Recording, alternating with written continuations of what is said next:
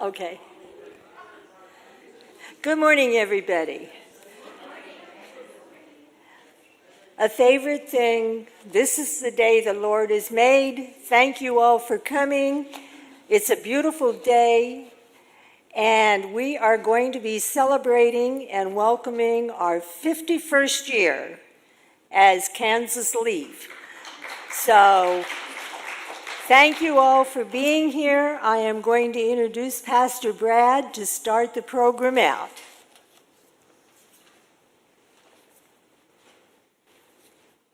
Good morning, everyone.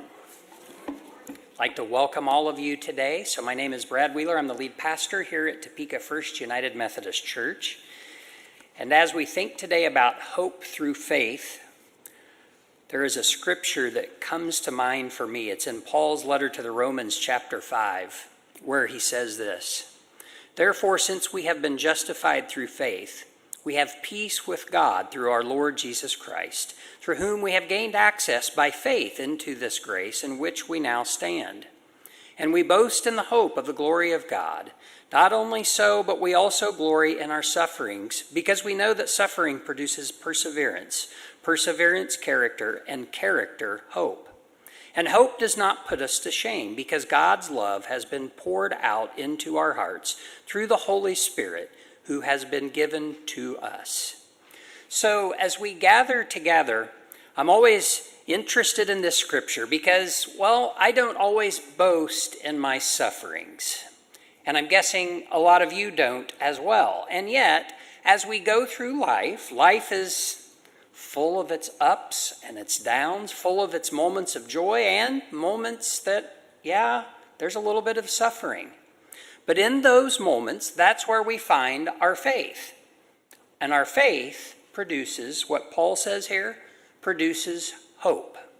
And let's just be honest, hope is what gets us out of bed in the morning. Hope is what allows us to move forward. Hope that God is with us, that God's presence will be known. Hope that no matter what, the kingdom of God is here and now, and we pray for God's presence. And so with that this morning, friends, let us pray. Our loving and gracious God, Lord, we thank you this day for this day that you have made. We thank you today for the Kansas L.E.A.F. Gathering that we have today. We just pray today that as we gather together and we talk through so many legislative pieces that are happening within our state, we pray that you will be with us. God, today we just pray that we will put our faith in you, and that you will grant us your hope as we talk about so many different things. God, we just thank you so very much. Through Jesus Christ we pray. Amen. Thank you.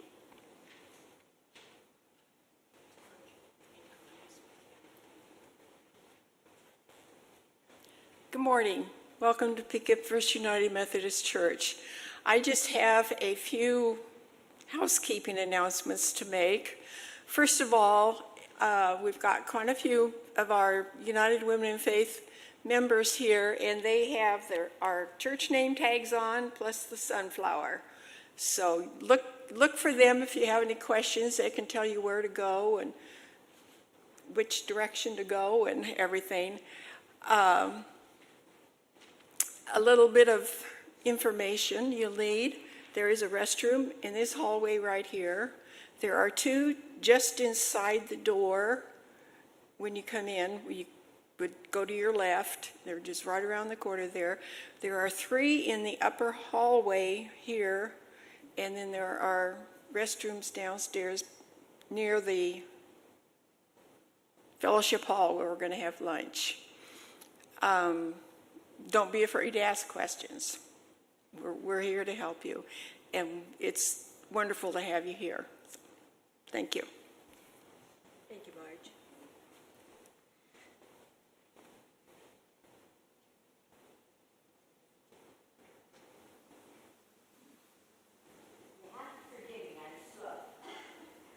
We have an update on Teresa to share. So here's Jeanette, I should say. I'm Jeanette Renz from the Ministry to Incarcerated Families. Many of you know Teresa Toucher. I think it was last November, she was diagnosed with uterine cancer. She's doing 3 chemo treatments, 1 a month, and tomorrow will be her 3rd. She has developed quite a few other issues. She's very weak. She is right now in rehab at Aldersgate Village. There is a card going around somewhere. Does someone have it? Janelle has it, that we're signing today to send to her. If you would like to send her a card, we're suggesting you send it to her church, which is Crestview United Methodist Church on Evening Side. And any of us who are, Janelle and Nancy and I are here, and we're willing to talk to you about our friend Teresa. I've already, yes? Sure. 2245 Southwest Evening Side. 66614 here in Topeka. She would love to hear from you, and I've already sent her love and prayers from all of you. So, Thank you so much, Jeanette.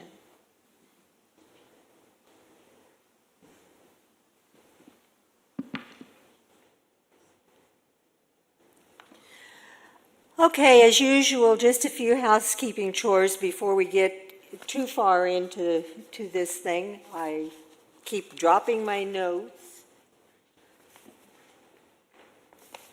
Oh, well. There it is. First of all, I would like to introduce the members of the L.E.A.F team who have worked countless hours to get this together for everyone. Anita Yost, our chair. Nita Whiteman. Nita, would you stand up, please? Marge Welpley. Where did Marge go? She was here just a minute ago. Myself. Jane Roth.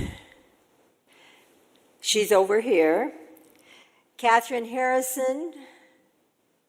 There she is over there. Aurelie Saunders. And Carolyn May. So thank you to all of you guys for making this possible. Okay, I'm going to go into workshops just a minute, so if you have your pencil handy, you might want to look at this. You all have workshops listed on your name tag. Okay. Workshop 1, Just Hold the Leash, is going to be in room 100. League of Women Voters is going to be in, oh boy, L18. El Centro has changed from 101 to L16. Agency on Aging is 205. And KVC Kansas is in L28. The L means it's on the lower level. So now workshop 2, I must address because that was Topeka Cafe. All of those people got a notification to change. And the reason that workshop was canceled, Pastor Christine Potter, who is the pastor at that church, went under surgery 2 weeks ago to donate her kidney to a friend. So I thought that was really special.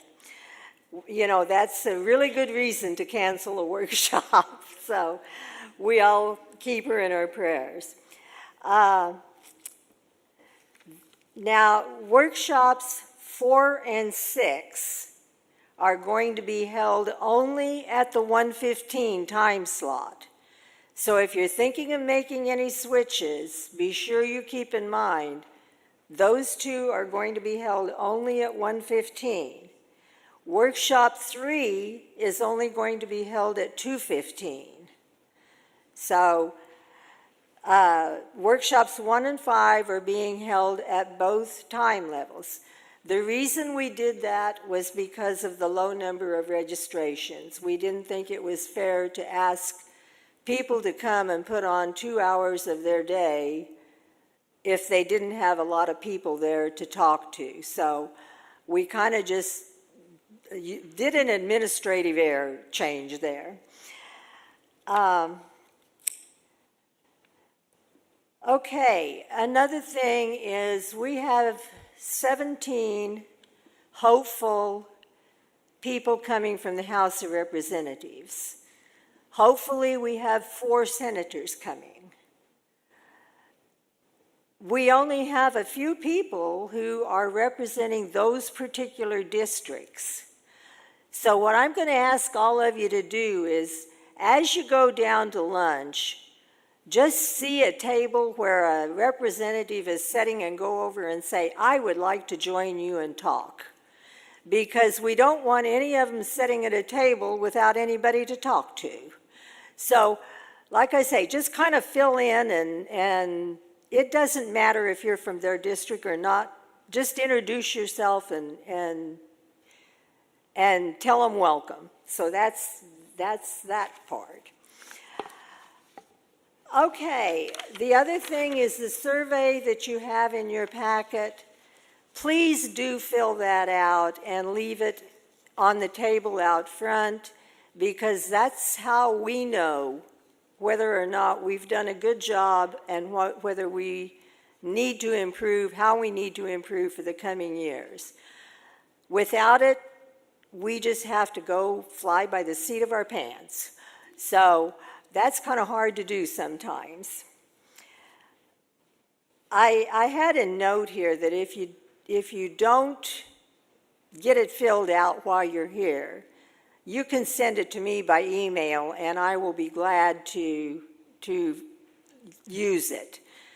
My email address is very simple. It's just ek617@att.net. So, okay, and then the other thing is the program that we have set up has times on it.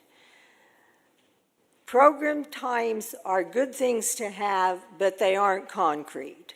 So if we go over a few minutes or go under a few minutes, don't get upset, because we'll try to make the time up and get you to lunch on time.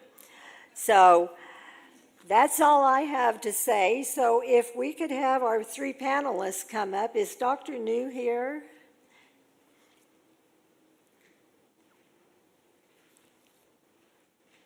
I know Lalo's here, and I know Janet's here. Dr. Burl New was supposed to be here. Well, we will just go on without her, and what I've asked Lalo to do and Janet to do is give us a little update on what they do. I'm not going to try to read bios because they're all here. You can all read those. But they can tell you a little bit about themselves and how they came to be where they're at and who they are. So it's all yours.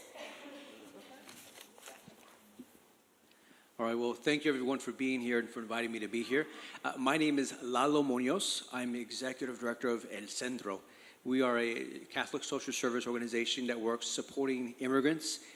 And what we always tell everybody is that our job is to help turn newcomers into neighbors. And I think many of you can agree with me that we need more individuals to feel like welcome our neighbors than ever before.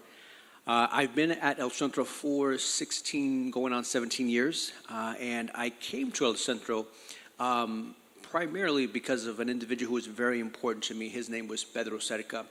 He was the only individual I knew who had gone to college, and he was my soccer coach. And, you know, I didn't realize it back when I was a teenager, but probably from about 13 to 20 or so, we played on the soccer team together. A bunch of us kids who, if we weren't playing soccer, we'd probably find ourselves out on the streets, getting into a little bit of trouble. And he would organize us, and he'd raise the money so that we could be able to afford uniforms so that we look like all the other teams, right? And in 2008, I was running the Fiesta 5K. We all have different 5Ks, you know, and events going on every year. Myself and my brothers, we run a Fiesta 5K. And I hadn't really trained like the way that you probably should, right?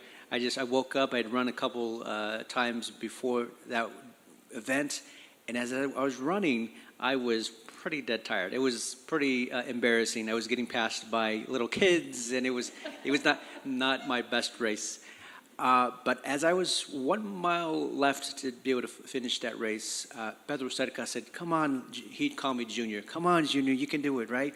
Don't give up, keep going."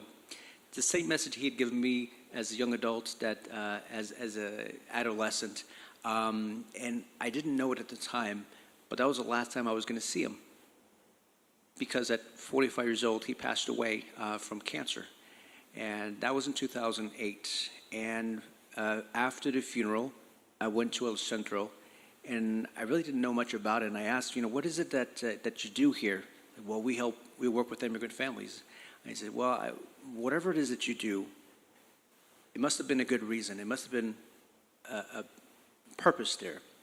And Pedro died too soon, and he didn't help quite as many families as he could have.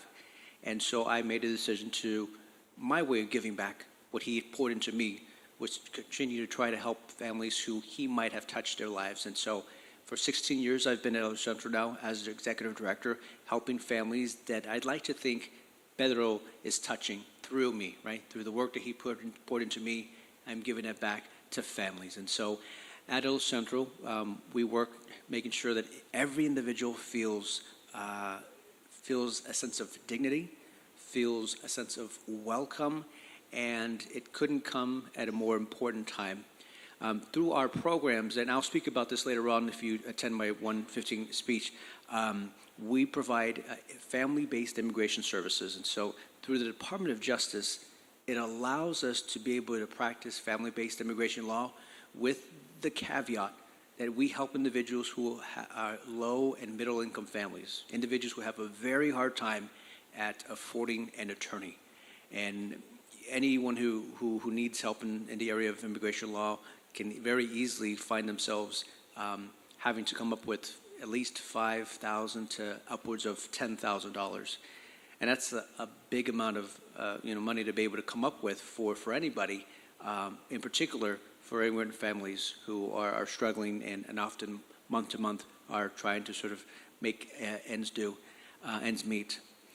So we work with immigrant families. In any given year, we provide about 200 legal consultations, and of those legal consultations, we help about 80 legal cases, which can vary in time length from a couple of months to a couple of years that the process takes. And so right now we are helping individuals to become legal permanent residents, to become United States citizens, and for individuals who came as children, who we refer to as dreamers, as DACA, we help to renew their DACA permissions. And so I've always felt that this is an important issue. I think more and more as we pay attention to what's going on social media and we pay attention to what's going on our televisions, we know that this is something that people feel very strongly about and feel called to do something during these difficult times. So thank you all for being here with me. I look forward to answering any questions you might have.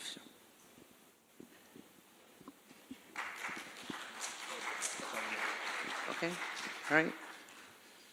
Thank you for that. I've been on some committees with L.E.A.F, but I didn't have all that background, so it's good to hear that for me too.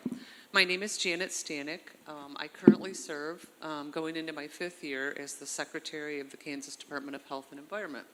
Our agency, I serve under the governor, is public health, Medicaid, which serves about between 400 and 450,000 people, and environment, which is like the mini EPA for the state, the Environmental Protection Agency. So we're a very diverse and busy agency. My background, I'm not a clinician, I'm not a doctor or a nurse. I am an administrator, and I have worked in 7 hospitals, anywhere from 2 smaller rural hospitals to mid-size, and then what brought me to Kansas from Western New York State in 1998 was Stormont Vale Health, where I spent 21 years in different positions, anywhere from managing the medical records to implementing an electronic medical record system, and then was their chief information officer, and then lastly served as their chief operating officer and senior vice president. So my education consists of a degree in health information management, which is data, and also then a master's degree in business administration. And in my early 50s, I went back and got a 2-year graduate certificate in population health, which really fits nicely into the job that I'm in. So the Department of Health and Environment does a lot, and my healthcare background has lended me some advantage to see where I can connect some dots between all the divisions in the state. It's a very busy and political environment, as you know. You don't get to make decisions on your own necessarily related to policy implementation or how things should be done, because you have to work through the channels, sometimes with the governor, sometimes with the legislature. However, we spend a lot of time trying to improve the health and environment of all Kansans through our policy work and what we do. I can't say enough about the team we have. We couldn't do it without a team. This is not about one person implementing anything. I didn't know if you want me to go through any statistics at this point, or would that come, Carol, through questions? Okay. We will have questions later. Okay, well, let me just talk about a couple of things. I think you all know, and I joined KDHE Blind Ambition, I think, during COVID. So we were managing the outbreak of COVID. We were almost heading into the second tier, the second wave when COVID resurged. So I hit the ground running with the team, but boy, did I learn about the federal government and all of the things and all of the needs in Kansas. And one thing we know, there's disparities, right? There are what we call deserts, maternity deserts, vaccine deserts, care deserts, where people don't have access to care. They don't have access to food for physicians. And so a lot of what we focus on is access to care. We have 68% of our hospitals in Kansas are in rural areas compared to 35% nationally. So you can kind of see, I think we're second to Iowa or somewhere like that has the most rural hospitals. Fewer have the community hospitals, fewer than 100 staff beds, and some of those, as you know, what we call critical access hospitals, they're struggling a little bit with financials and whatnot. Last year, we did some work with the governor's office, and Kansas was able to be awarded a grant 5 years for $221 million for implementation of programs and services to help rural hospitals and the whole rural health care delivery system. Matt Lara, my chief of staff and director of that program, is with me today, and we are ready to execute on that with a lot of partners to get money out to the rural areas to implement a lot of programs. Some of those programs include expanding primary and secondary intervention programs to help intervene in healthcare, securing local access, and locals very focused with rural access to primary care, to get a doctor, to get you to see somebody, whether it be through a clinic or your regular physician. Building a sustainable, and sustainability is a big thing we have to focus on in Kansas workforce, because you can't just do something and hope it sticks. You've got to manage and nurture it. And then harnessing data and technology, and then putting in other programs to deliver value-based care, which really means that there are consistencies in how care is delivered and how maybe we get some extra reimbursement from insurance and the federal government for how we deliver care, because we have better outcomes. We keep people out of the emergency room because they have a doctor and things like that. You probably know that we've had a couple of public health emergencies in the last 5 years, one of them being tuberculosis. And tuberculosis should not even be anything we're talking about in the United States, but unfortunately it is. And we spent about 3 years managing an active outbreak in the Kansas City metro area, Kansas City, Kansas. We are in a better place, and we're able to call that outbreak no longer an active outbreak in September of last year. And unfortunately, in August, we had a measles outbreak. And you're hearing about the measles a lot. South Carolina is now going through a much worse outbreak than Kansas did. But we also had a measles outbreak, 87 confirmed cases. And I would note 80% weren't vaccinated. And I know we all have our opinion on vaccination, but I will just point that out, that you'll see that is the same thing that happened in Texas and the same thing that happened in South Carolina.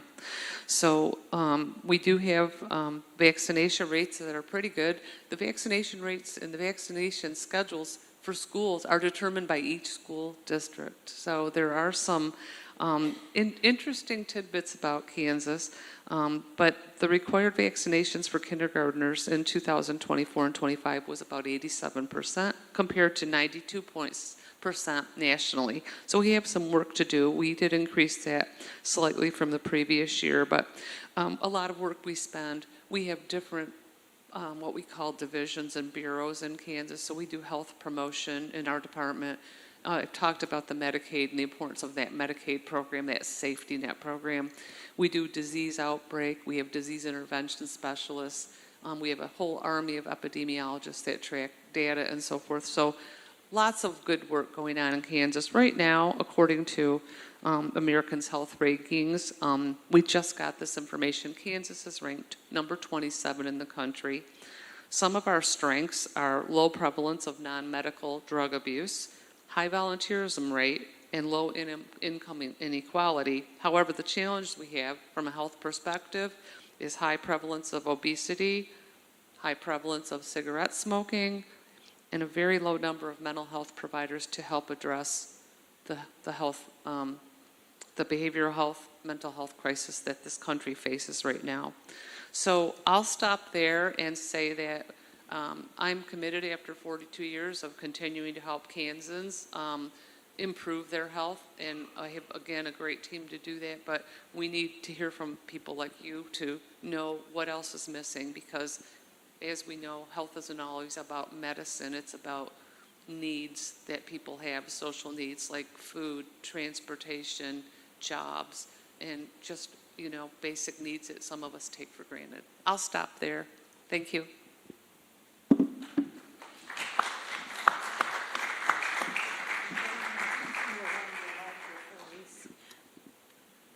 Grab that one because. Okay, questions, y'all. Who has a question? Golly, these guys can't get by with not answering some.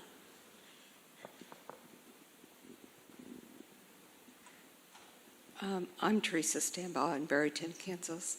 I have a question for the person on the health. There was a recent law passed, I don't remember if it was House or Senate, nationally, that required states to follow their immunization requirements, that oversees the state being allowed to set their own standards. Is that correct? Yes, that's not totally passed. Under the Trump administration, with RFK Jr. As the health secretary for HHS at the federal level, the CDC just altered the immunization schedule to, I would say, a level that many do not agree with, and Kansas did not adopt that schedule. Kansas meets the requirements, but we stuck with what the American Pediatric, American Medical, and American Family Practice Association said, which was to leave the schedule alone because there were more requirements than not. Yes, there is a bill floating around in the legislature right now in Kansas to, it indicates it would mandate that Kansas adopt what the CDC schedule is, which is that schedule that right now we don't necessarily agree with. We believe that will have some negative implications, but we try to work as best we can with our legislature on outcomes and how that would be handled. So it's not passed yet. Matt, I think it's in the House, correct? The immunization? It's in the budget bill on both sides right now, yes. Do you have the bill number? We'll get it in a minute and give it to you. Yes.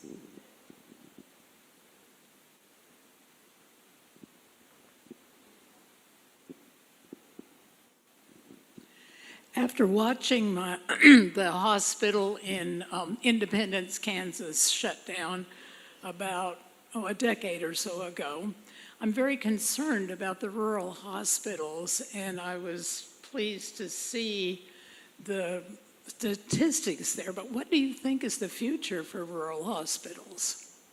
That's a very good question.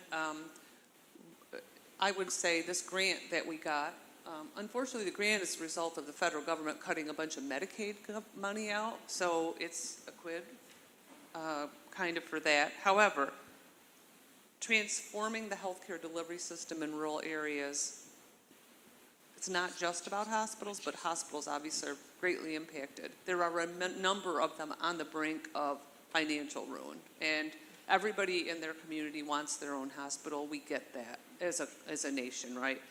It might not be sustainable. There are some programs built into this grant where you can turn what's known as a critical access hospital into what's known as a rural emergency hospital. And I don't know if anybody's ever heard of that, but there are about 2 or 3 right now.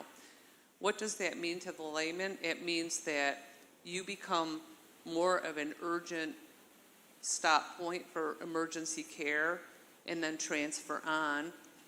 You get more money from the feds through a reimbursement as you bill, and you maintain some level of care, but you don't maintain a full-blown hospital, right? And a lot of people find it hard to deal with, which I understand because I worked in a couple of those smaller hospitals earlier in my career. However, right now, with the way that the government funds and the insurance companies pay, providers not being wanting, it's not as attractive sometimes to go to rural areas, kind of combining forces and looking at alternative care delivery models like telemedicine, converting your existing hospital into a rural emergency hospital. Those are all things that are incentivized in this grant that could sustain rural hospitals longer. I think probably the future is partnership and more merging of healthcare entities is a way to save some of the hospitals. And I think that will be coming, and I think that model's out there. Well, I should have kept the microphone, but what about Wamego Hospital, which served my parents many years ago? What is the situation? I think Wamego is connected to Ascension. Oh, go ahead, repeat, sorry. Okay, I need, yeah, I gave up the microphone too soon. I'm really concerned about the Wamego Hospital because my parents were served there at different points, and so I'm asking about its situation.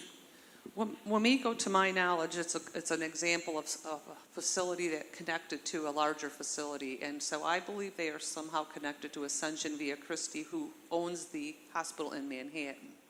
And so they have done some things and moved some things to outpatient services versus being in a hospital bed. I think they still have beds, but I think they've reinvented themselves and then connected to a larger facility. And I should have said that that's another way to maintain is to maybe not even be bought by a larger system, a health system, but maybe align with them or have some kind of memorandum of agreement for services and things like that. And I think Wamego's, I can't speak to their situation at all, but I think they might not be as bad as some of the way out there rural smaller hospitals in some of the smaller, really small towns, yes. Uh-huh.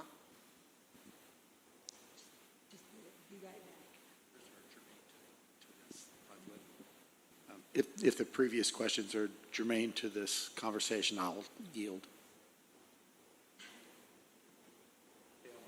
No, mine's on. You asked your question. Okay. And then we'll go Okay. I didn't want to change the subject premature. Jerry Michaud, excuse me.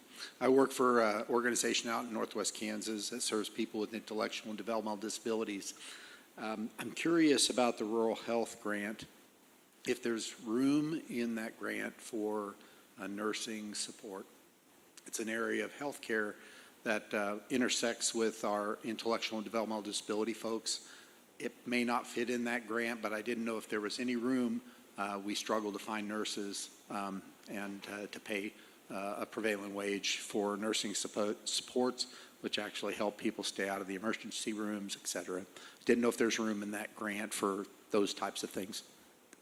To answer that question, yes, there's room in that grant. That segment of the population is under a different agency. It's under KDADS, the Department of Aging and Disability. However, we're all part of the Medicaid program, and KDHE owns the Medicaid program, so I work very closely with the Secretary Howard and her team, or we do. There is a whole segment built into this grant about workforce development, all levels. So to address that need, yes, there is a workforce development. There is also a whole section on behavioral health and the mental health needs. And so KDADS has pretty much equal footing in this grant. There's a big segment. So I can't give you specifics about that specific line item, but there's opportunity for people to address that, yes. This is for Lalo. Recently, did we not have the Kansas legislature maintain the in-state tuition status for DACA, or can you explain how that happened? Yeah, sure.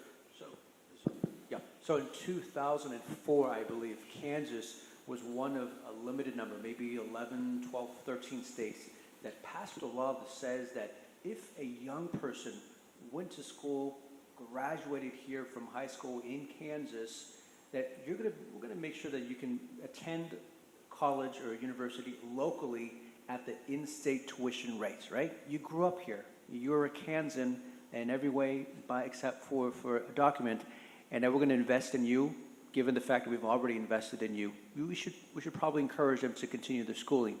That law has been on the books since 2004, and every year since then, there's been an effort to try to undo that law. And you're right, that this year there was an effort to try to undo that.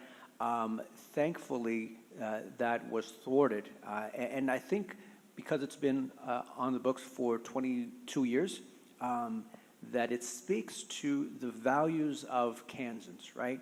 That young people are, by and large, especially for those who came as children, are, not culpable in the complexities of immigration, and that, Kansas requires, and we need to be able to attract and to retain young people, especially bright individuals who have potential, who are full of possibilities to give and to be part of Kansas communities across our country.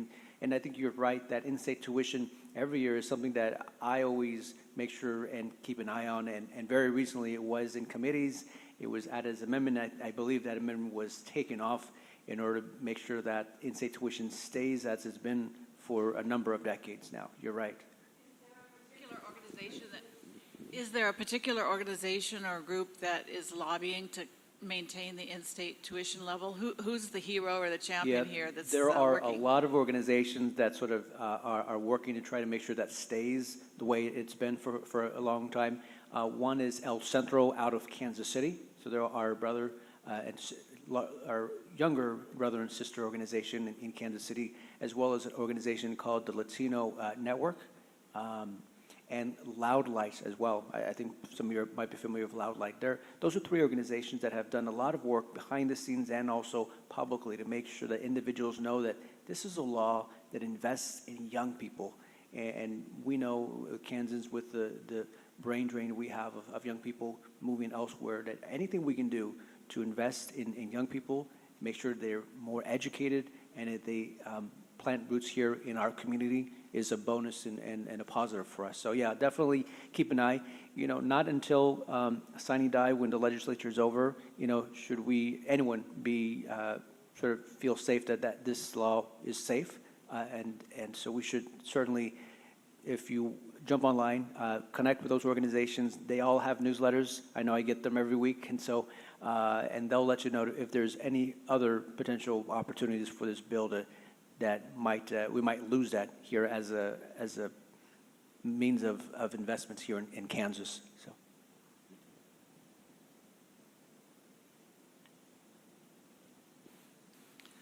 My name is Janelle McKinney, and I have a question about immigrants. Do you work with immigrants that are afraid of ICE? Yes, every day. One of the things I work with a lot of different immigrants with lots of different backgrounds and stories. Some of them have documentation. I would say actually a vast majority of those who I work with have documentation, are legal permanent residents, or are aspiring and working towards becoming U.S. citizens. And there is a subset of individuals who do not have documentation. And the thing about it is that this effort of ICE is focused on individuals who are committing crimes, right? But the data shows otherwise, right? 14% of individuals, this is according to the federal government, have committed a crime. But that means that the inverse is also true, right? That 86% of individuals who are caught up by ICE in detention have committed and have not been found guilty of any serious crime. And so what I think should be concerning to many of us is that individuals, that this effort has sort of enveloped and grown to sort of injure and affect individuals who do have documentation, individuals who are U.S. citizens. You know, I travel on somewhat of a fairly frequent basis to Kansas City, and my wife always insists that I carry my U.S. citizenship passport, just on the off chance that something might happen. And one of the worrying things for me is that this is a very real scenario that is sort of a nightmare scenario for individuals in our communities. And imagine your worst fear on every sort of social media sort of page that you're visiting, or on the news day in and day out. What kind of effect does that have on your sort of social and emotional well-being? One of the things that I tell everybody is that there are, even our young people are worried about it, and our kids are worried about it, whether they're family members for our mixed status families, whether they're going to be affected. And so the answer to your question is yes, that it affects individuals, not just individuals who are undocumented, but it also affects individuals who are documented and U.S. citizen-born individuals who look like myself and others who are stopped indiscriminately by ICE agents. And that should be a very real concern for all Americans who agree that U.S. citizens and legal documents have certain rights, that we all have our day in court, and that we all have a sense of dignity that should be respected. So that's a very long answer, but you're right. We do deal with individuals from a number of different backgrounds.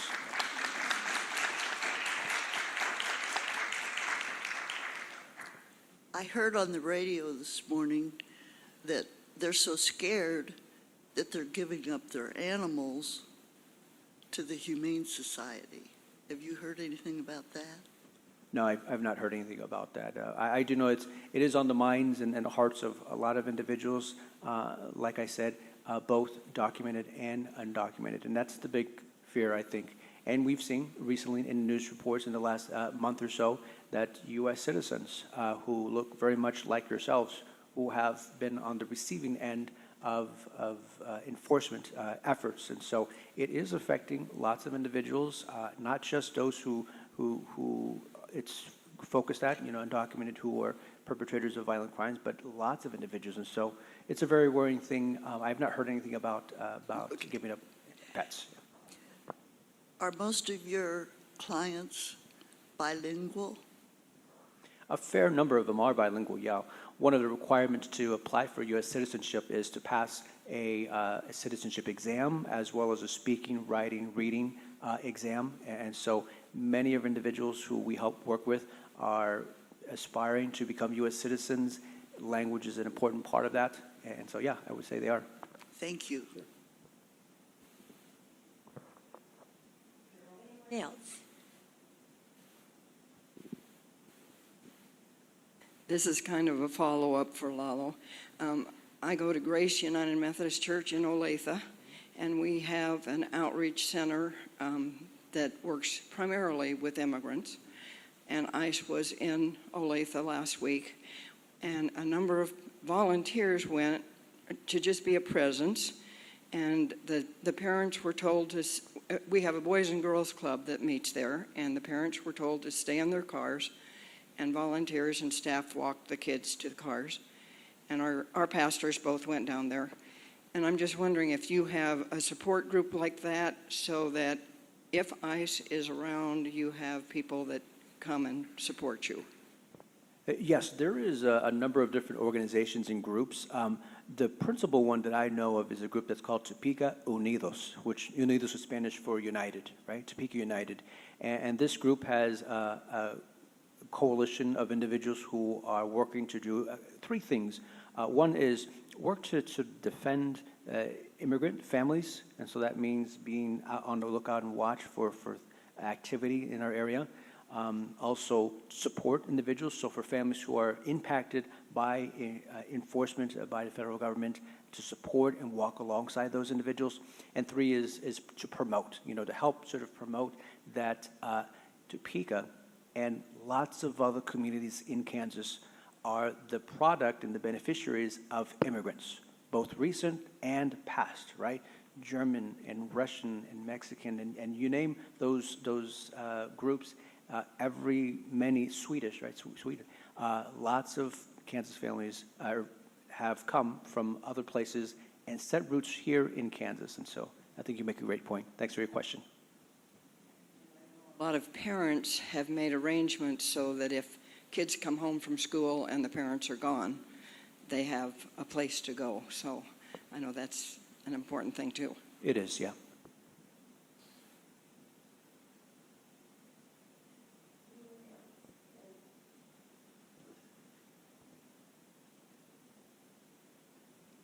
My name is Jane Roth, and along with that, I've heard that kids are scared to go to school because if they may come home and no parents, and that is good for the parents to have a plan, but and if mental health is a problem in our state, this is a whole new mental health. I mean, stress, and teachers worried about what kids are going to be able to come to school.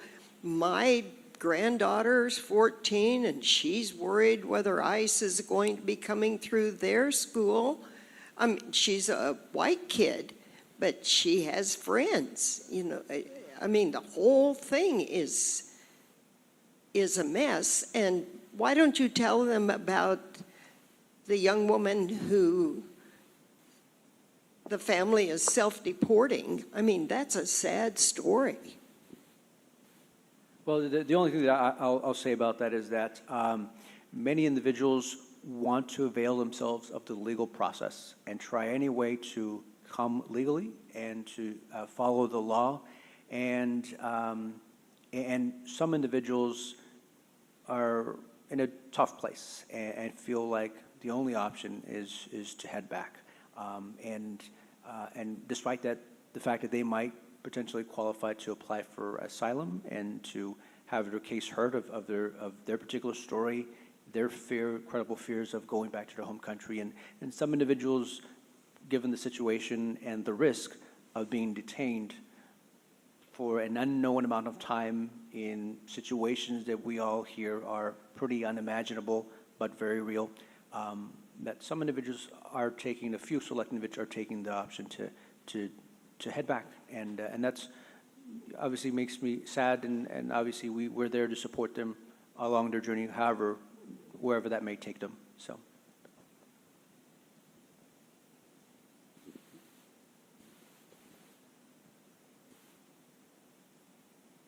I just have a quick question for Janet.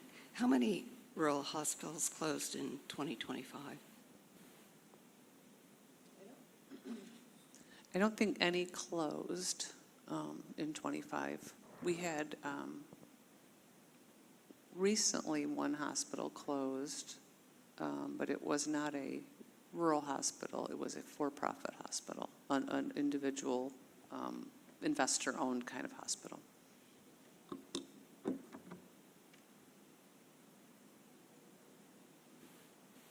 I've got one clear up here at the front.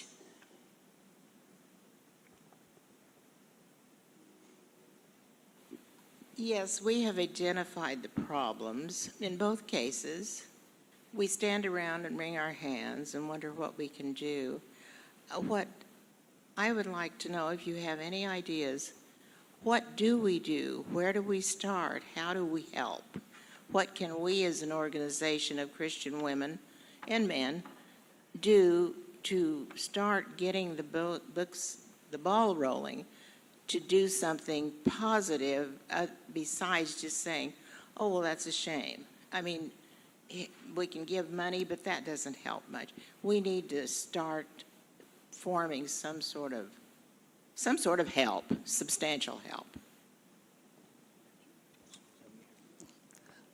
I'll give a political answer. I give a lot of people about the angst a lot of people feel about what's going on with the topic of immigration and ICE, and also just in healthcare.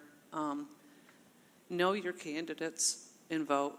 Know what their platform is. They're very clear. You can look up every one of them and know which side they're on. And I know that sounds very high level, but it's true. That's the only way to get change, is to try to shift some of the people out that you don't agree with their position on these things. I think I like to not always be negative about what's going on. There's a lot of good going on too. I do think the legislature and the lawmakers at the state level, at least, they are trying to do what they believe in and the right thing, but a lot of them are not always informed. So part of what our job is to inform them on facts, on real things, and just keep a relentless line of communication open. I think Secretary Stanek makes a good point, that we should know the value of individuals who are running for office, what's important to them, and do those priorities align with my priorities, right? That's the first thing. The second thing that I'll say is that one thing, many things could be done is starting at your churches, your individual churches, making sure it's a place that is explicitly open, say that we welcome all individuals, right? And if there are individuals amongst your parishioners or for your congregation who might be affected, beginning the conversation about, let us know if there's anything that we can do. And perhaps also reaching out to other denominations, saying, this is something that is important to us as a church, and we think, and we're looking for other groups, who also feel as strongly about this as we do, and being curious about what is it that our community, wherever you are from, what does our community need most? Because what Topeka needs is probably different from what other places might need, what Garden City or Wichita or some of the smaller cities, Rossville or St. Mary's. Every community is different, and so I would say being curious about what is the state of families in our community, and given what's going on recently, having conversations with individuals about what do you see that's needed. Like Jane mentioned, and I shared with her a story about what I saw. What are others in your community seeing, and how can your church help to address some of those needs? You don't have to do everything, but doing something, I think, and I agree, we can talk about the issues, but ultimately it boils down to doing one or two things every different churches across our community and across our state that really makes a difference. And so I'm glad you're all here. I'm glad you all are asking questions. That's the first step, asking questions, being curious, and that next step is doing something small.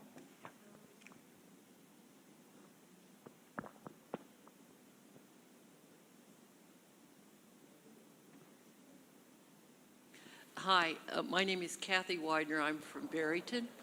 I have a question. It's a wonderful idea to get people involved. With the schools, did they in your area, did they request your help? How did that happen with the kids? Yes, I'm sorry. Yeah, I have been in conversations with school districts, and oftentimes, sometimes in our school districts, counselors will reach out, teachers who notice a student who aren't themselves. Teachers will reach out, and so we are working on a support package for individuals in those sort of positions who see a family, notice that there's something that they might be going through, and have packets available so that they can share local resources that maybe they didn't know about. So, for instance, I'll give you a good example. There is a therapist who offers a support group for anyone who's sort of going through, a difficult time, and they're bilingual. It's available by Zoom, and it's a free opportunity that's available. And I think oftentimes families don't know about where they can get the help to talk about those sort of difficult issues, right? And so it's something simple, sharing opportunities to be able to talk to somebody else and just speak about it, because oftentimes when you keep it sort of underneath and you ignore it, it leads to more serious issues. So simple things like that, I think, are ways that we're working to try to support our school districts. And as well, I imagine many school districts are having conversations among themselves about what do we do in these sort of situations, given what we're seeing nationwide. And I know many schools have had those conversations and have plans in place. Mentor. You're the mentor for these districts. Do they reach out to you? I wouldn't say a mentor. I would say we're support. We're a resource, a local community resource available to school districts, yes. Okay, good. Yeah. Good to know. Thank you.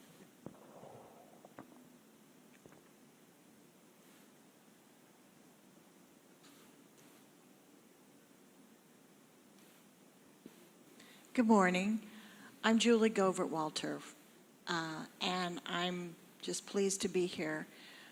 In thinking about this whole big problem or challenge that we have with immigration, with acceptance in our communities, I'm wondering if somebody, or what your perspective may be, might be able to see this as an opportunity for the various Christian denominations in Kansas to come together and make a statement and motivate their different groups and parishes and communities to act together to address this issue.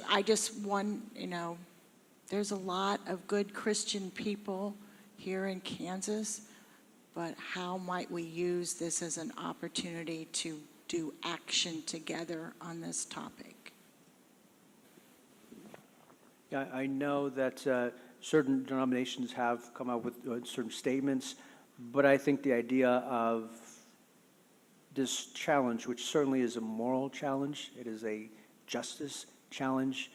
There is opportunity to sort of bring lots of different groups and churches and people together around the purpose of this issue that is affecting so many. And I think you're right that there's certainly an opportunity for different groups who perhaps haven't talked together before as often to come together around this central issue and ask themselves, how is it that we might differ in lots of different topics, but on this particular challenge, what is it that brings us together, and how can we be clear about where we all stand on this challenge?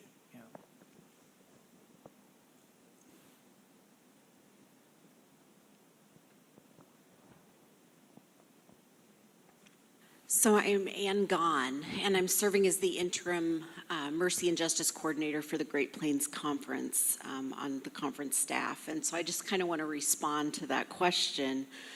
The Mercy and Justice team is a great place to connect. We have folks often that will write statements or propose legislation for annual conference. If you'll remember, we, as an annual conference, spoke quite boldly about a number of things last year at annual conference. And those become resources then for our local churches to have an idea of how to respond and what issues to connect with where they have conference support behind them. So if you have something in particular that you're thinking about, reaching out to us at the conference office is a great place to start. And all of our contact information is on the website. So if you haven't checked out there, that's a great place to start. We do have an immigrant care page with a lot of resources with how local churches can begin to engage in immigrant care. A number of our districts are putting together immigrant care teams. So if you're looking to connect with support work like Layla is talking about, there are teams already doing the work in some places in our conference, and there are new teams forming all the time because churches really are engaged in caring for neighbors. So let us help you.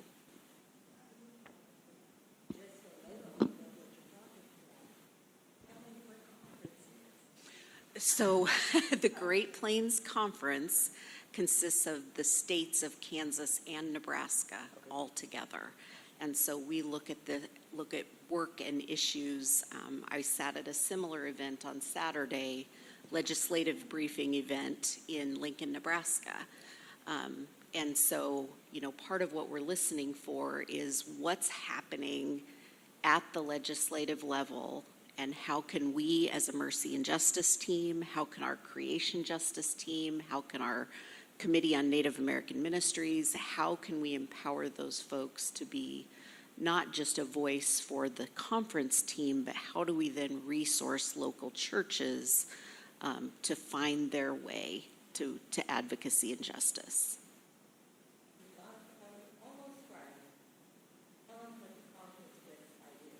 There you go. GreatPlainsUMC.org. Okay?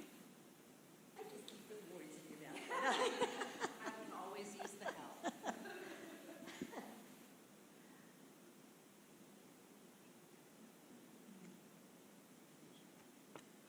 So Jane Roth again, and my representative is coming this noon.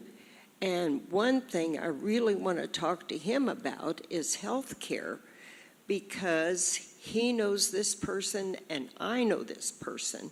And the husband has always been a farm laborer and working. The wife worked as a waitress or managed a restaurant. She got cancer. Health care was impossible for them, probably on their salaries. And, Kansas doesn't have that safety net. And so she died. And he's raising the daughter. And there's just so many issues that need to be addressed. And I'm glad people are doing it, but I don't want to forget health care in this justice. I mean, that woman did not have justice with her health situation.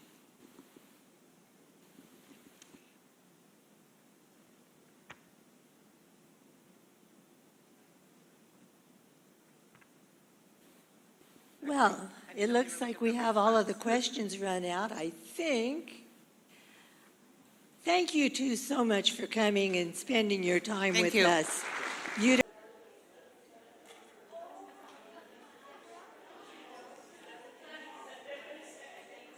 Okay, let's get started.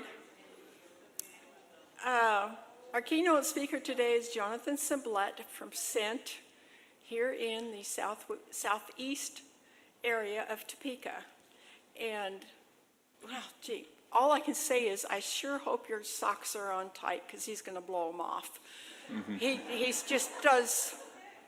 He's doing a lot of different hats that he wears. And, well, this is Jonathan Sublette. I'm going to let him talk to you about it. Good morning. Thank you for allowing me to be here. My name is Jonathan Sublette, and I am the founder and executive director for Cent Inc. Cent is a non-religious community development holistic nonprofit. And I'm going to tell you more about that. I'm also the founder and servant pastor for Fellowship Highcrest. And so part of what I'm going to describe to you today is our model. And I want to be clear. What I'm going to tell you about today is Sent's model in Fellowship Highcrest and how they walk together. It is a model. It is not the model. It is not the only model, but it's the model that we use in how we're transforming the neighborhood. We get a lot of guests from around the country and around the state that are coming to help or coming to learn our model, and we're teaching that to them. We partner with Kansas Health Foundation and a lot of institutions around the state, and we're teaching this because of some of the innovative work that we're doing. And so I want to show you why we're doing it, how we're doing it, and what we're doing as a part of our time today, because I believe that we can make a profound impact. So SENT, like I said, stands for Strength in Equipping Neighborhoods Together. Why would a pastor start a non-religious community development nonprofit? It's because both institutions, both the church and SENT, were started with the basic belief that every single human being has infinite dignity, value, and worth. That's whether you believe like me, whether you live like me, or whether you even like me or not. That's grounded in Genesis 1:26. Every single individual is made in the image of an infinite and holy God, and therefore we have infinite dignity, value, and worth. Now, I needed a non-religious nonprofit because of this. You and I both know that we have some friends and neighbors who, because of good reason, have this thing called church hurt. And no matter what they need, because of that church hurt, if a church is offering it, they won't accept it. Okay? So I needed a space where I could walk beside my friends and neighbors in my community to let them know that I loved them so much and saw so much value in them that I wouldn't let our disagreement on my belief system stand in the way from me seeing someone with infinite dignity, value, and worth getting what they need to take the next step. Why would I do this? Before I was doing this work full-time, I was a chemical engineer in the chemical industry. I led large capital projects. I have a Six Sigma black belt.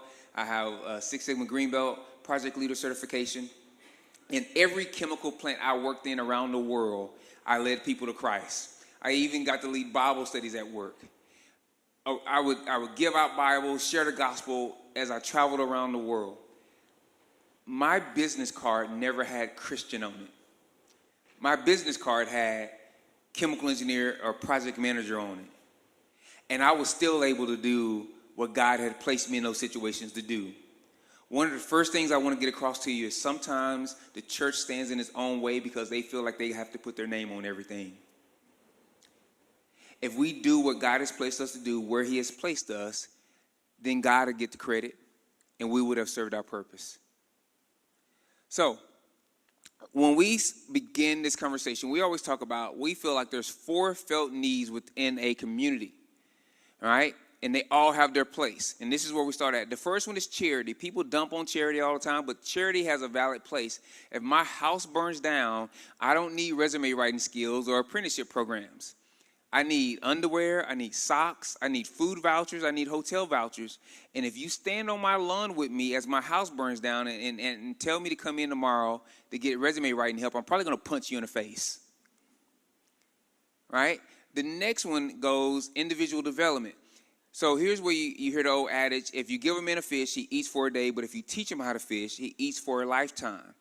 So what goes in here? Some of you, like me, might have family members who, if you gave every dime out of your bank account today, next week they will come to you and ask for a loan.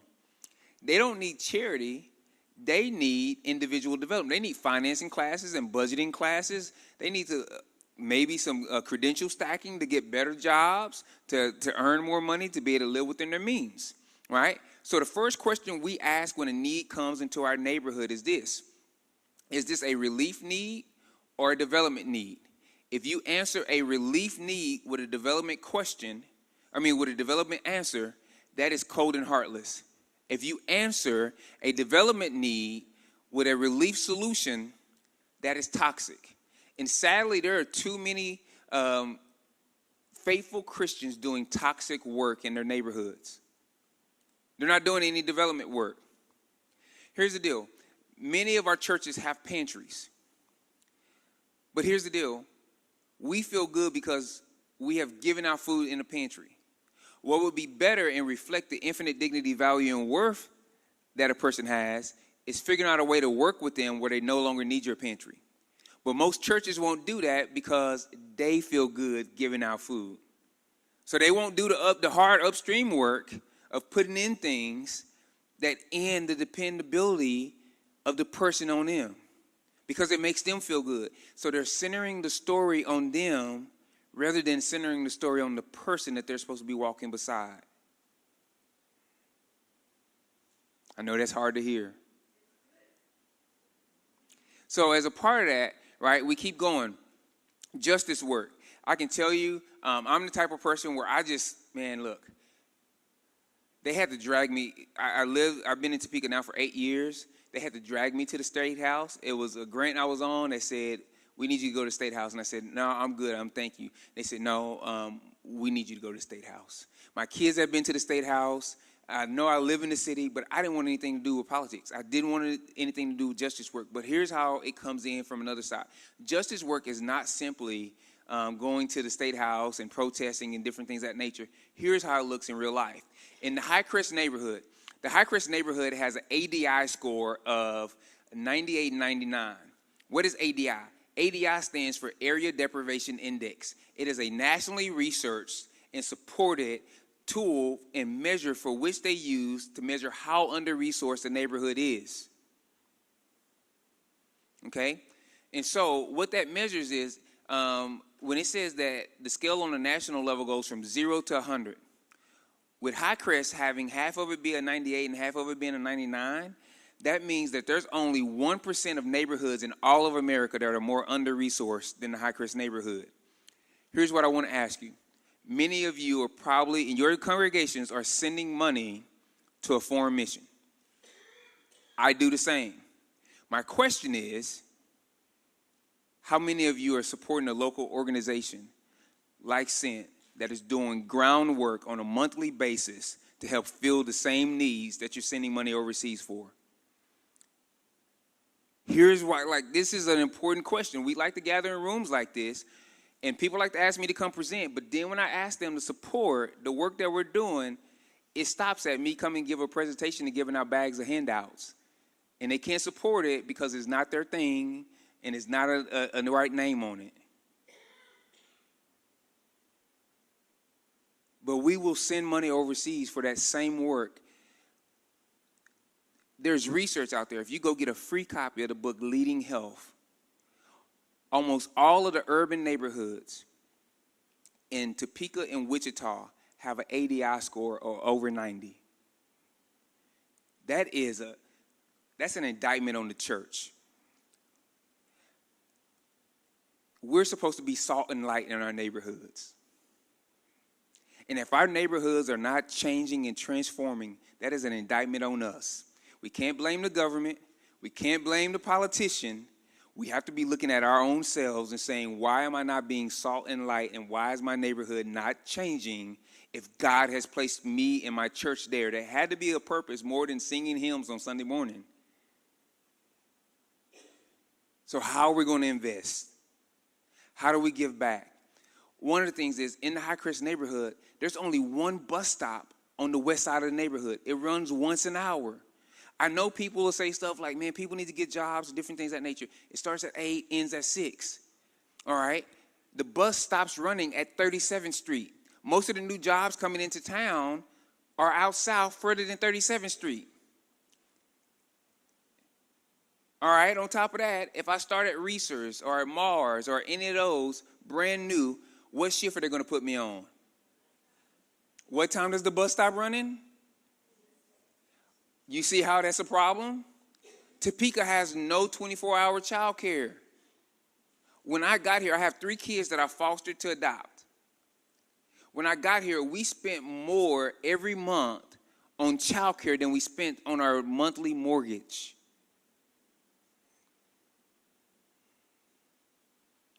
Are you hearing these realities? That's a justice issue. But yet we'll hear news stories of while certain people in certain neighborhoods haven't made their lives better just because they're lazy and they don't want to try. And there's all these opportunities out there if they would just assert themselves. Sometimes there's no access to the pond.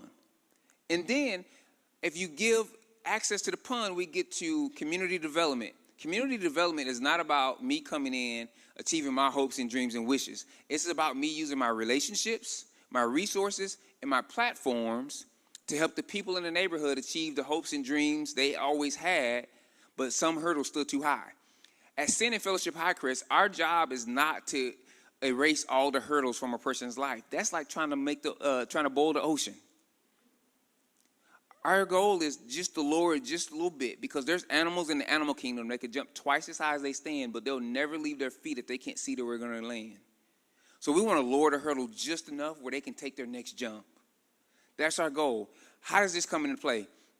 Sent built the first brand new house in the Highcrest neighborhood in over 60 years back in 2019. We built it. Sent, the non-religious nonprofit, built it. The church donated all the money for it. Now, some of y'all may be a part of other local housing organizations that bring together different Christians. And I always ask that particular group this. I said, okay, you got 32 member churches. You are at city council meetings. You're hollering at how much they should be investing in affordable housing. How many houses have you rehabbed? You got 32 churches in your organization, and you haven't rehabbed a single home. You haven't built a single home. Are you inviting people to serve alongside of you, or are you asking them to do the work that God has placed you in your community to do? The approach we've taken with Sin and Fellowship Highcrest has always been, we're going to invite you to be a part of the work that God has purposed us to do in our neighborhood. We're not going to ask you to do it for us. That's why we get a lot more cooperation in our approach. That has to be a part of our approach as the church, is to invite people along. So we built that house. The church donated all the money. We built a 1,250 square foot house for $154,000 back in 2019. We sold it for $110,000. Okay? We bought 29 acres of land around the corner. I'm going to show you more about that in just a second. And the appraisal came back for that 29 acres of land for $150,000. Did you hear that? 29 acres of land was valued less than a 1,200 square foot house that we built in the neighborhood. Now, White Lakes Mall is less than a mile away from the house that we built. White Lakes Mall, which no longer sits there, what the city spent money to tear down, is a big crater, is valued at over $10 million. It sits on 10 acres of land. My 29 acres is valued at $150,000. The blank parking lot with a crater in it is valued at $10 million. Why does that matter? Because if I'm using my land as a part of my capital stack and I want to go get a line of credit at a bank, they're only going to give me 70 to 80% of the value of my asset to be able to do the work in my neighborhood. And so if they undervalue the value of my land to $150,000, I can only get 70 to 80% of the value on $150,000, rather than the person around the corner from me, less than a mile away, can get 70 to 80% of $10 million. Are we starting to see how that plays a part of it? That's why we have to be looking at the different parts of what goes into community development. Now, our mission statement is intentionally walking with neighbors through loving relationships and strategic development in order to see the holistic transformation of neighborhoods in Shawnee County, which is our vision. We have 7 core values that we govern ourselves by. The first one is relocation. That's simply the practice of presence. We feel like the people closest to the problem have the best solutions. I moved here from Texas. When I got ready to come in, one of my rules was I had to live in the neighborhood. If I could not live in the neighborhood, I was not coming, because the shepherd stays with the sheep. There's a difference between saying, I believe God can transform your neighborhood, and I believe God can transform our community. I have a lot more stake. too many of our churches are drive-in churches. Let me be clear. Everyone in your church doesn't have to live in the neighborhood surrounding your church. Somebody needs to live in the neighborhood surrounding your church. Your church needs to help resource the people who are there on the ground in the community, whether discounting their mortgage or rent or something, to help them build relationships with the people in your community, or you will never see yourself really gain traction in that community. People will take your goods, they will take your food handouts, they will take the clothing things you give, they will smile at you and nod and be nice, and then they'll go. Because as long as you're not a part of that community, there's always going to be a power dynamic in any ministry that you do in that community. If you want to erase that power dynamic, then you have to become a part of that community. You have to practice presence. The second one is redistribution. Now, when most people hear this, they think I'm talking about taking money from one group and giving it to another. That's not what I'm talking about. And they do that because they define poverty as a lack of money. But we don't define poverty as a lack of money. We define poverty as a lack of choice. What do I mean? When you go to most pantries, what do they give you? They give you a box. When somebody complains about what's in the box, a lot of people that work the pantry say, well, you should just be grateful that you're getting anything. We're doing this. You didn't pay for anything. Take the box. When you go to the grocery store, what do they give you? They give you a card. And as long as you have your card or your money in your pocket, they say the store is yours. If your kids are in school, if you like what's going on at the public school, great. If you don't like what's going on at the public school and you have money, then you can enroll them in Hayden, Paravel, or any of those nice schools. If you don't have money, guess what? Tough luck. You see how poverty erases choice? Starbucks was founded on the whole principle that a cup of coffee was the luxury that every man could afford. That's why you even see Starbucks in the hood. It's because it was started on that same principle. So then third is reconciliation. This is the mending of relationships. If you try to do this one without the first two, then it's just manipulation. If somebody says, hey, I want to be in relationship with you, but I don't want to really be in proximity with you, you would never date someone who said we can never go out in public on a date. Most churches want people to come to their church service but not do life with them.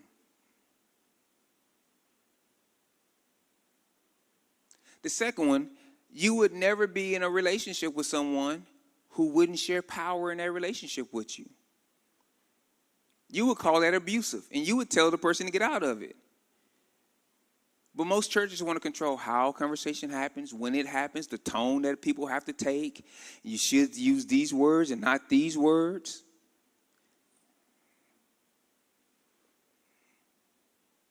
You see how that plays in? Listening to community. That's why we do events like this.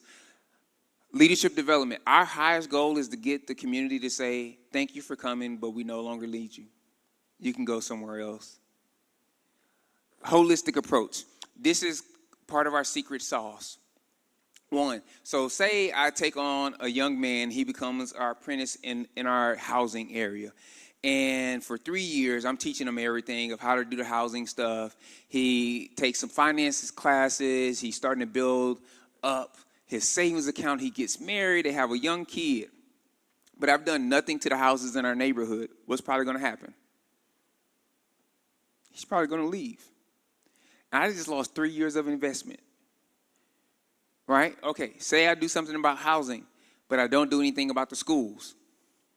I don't know about you, but I want my kids to be educated. Do you want your kids to be educated? All right. So how are schools funded? They're funded by the houses on the property tax roll.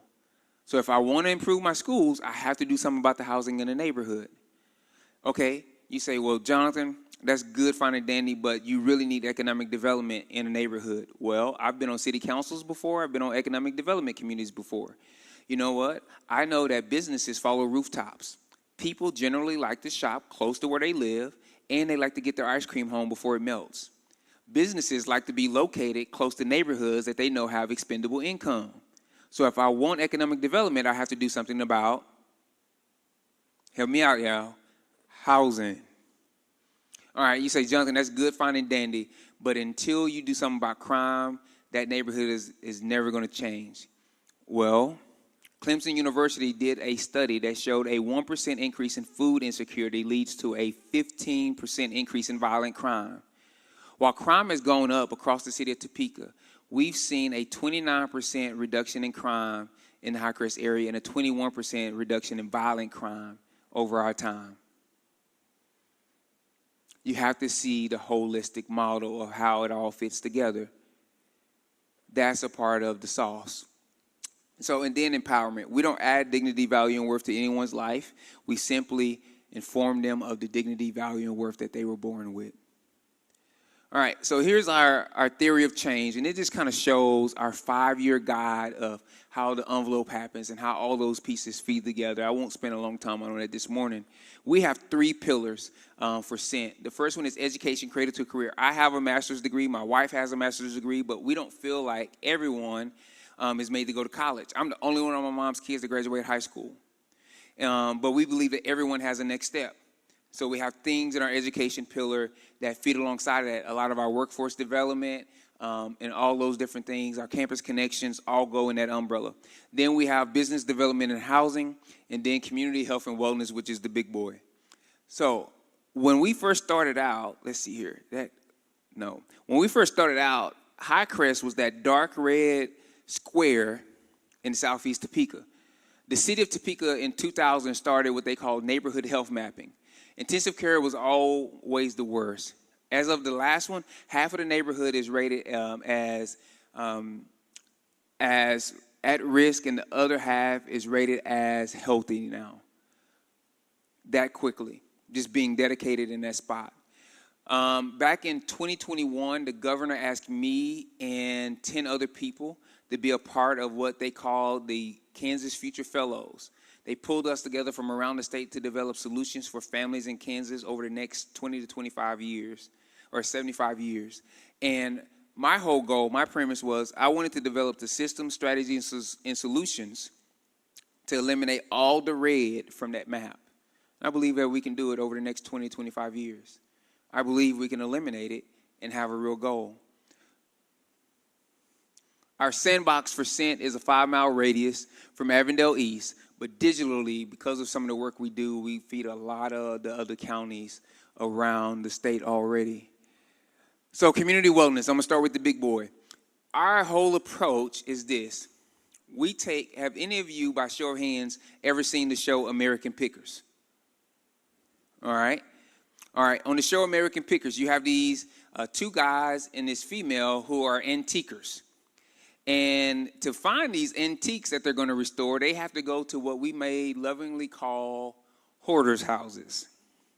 Now, if you know a hoarder, the whole deal is they like to show you their stuff, but they don't like to part with their stuff. So before they go into a house, they always say what? The goal, number one goal is to get them to say yes, right? And you cannot go in targeting the thing that you really want. That's an automatic no. So you have to start with something that they're going to part with. So for instance, right, you want to go for that 57 Chevy, but you have to ask for the snow globe when you start out with. And so you go in and you say, how much is that snow globe? And the hoarder is looking at you like, nobody comes here to look at the snow globe. Everybody comes to look at the 57 Chevy. I got a sucker. And he names a price. And what do? You say yes. How much is that sign right there? Nobody comes in to look for the sign. Everybody comes for the 57 Chevy. And pretty soon, he's saying yes and starting to add up how much money you owe him in his head. And then you work yourself and you say, you know what? That's a pretty nice car you got there. How much you? And he says yes before he knows it. Because you got him to say yes. That's our whole approach. They say it takes 70 to 72 positive interactions with an unsheltered person to get them to say yes to other services. Our food pantry is the way that we build up easy yeses to get people to say yes to other services. How? We have, as far as I know, the only fully client choice pantry in the whole county.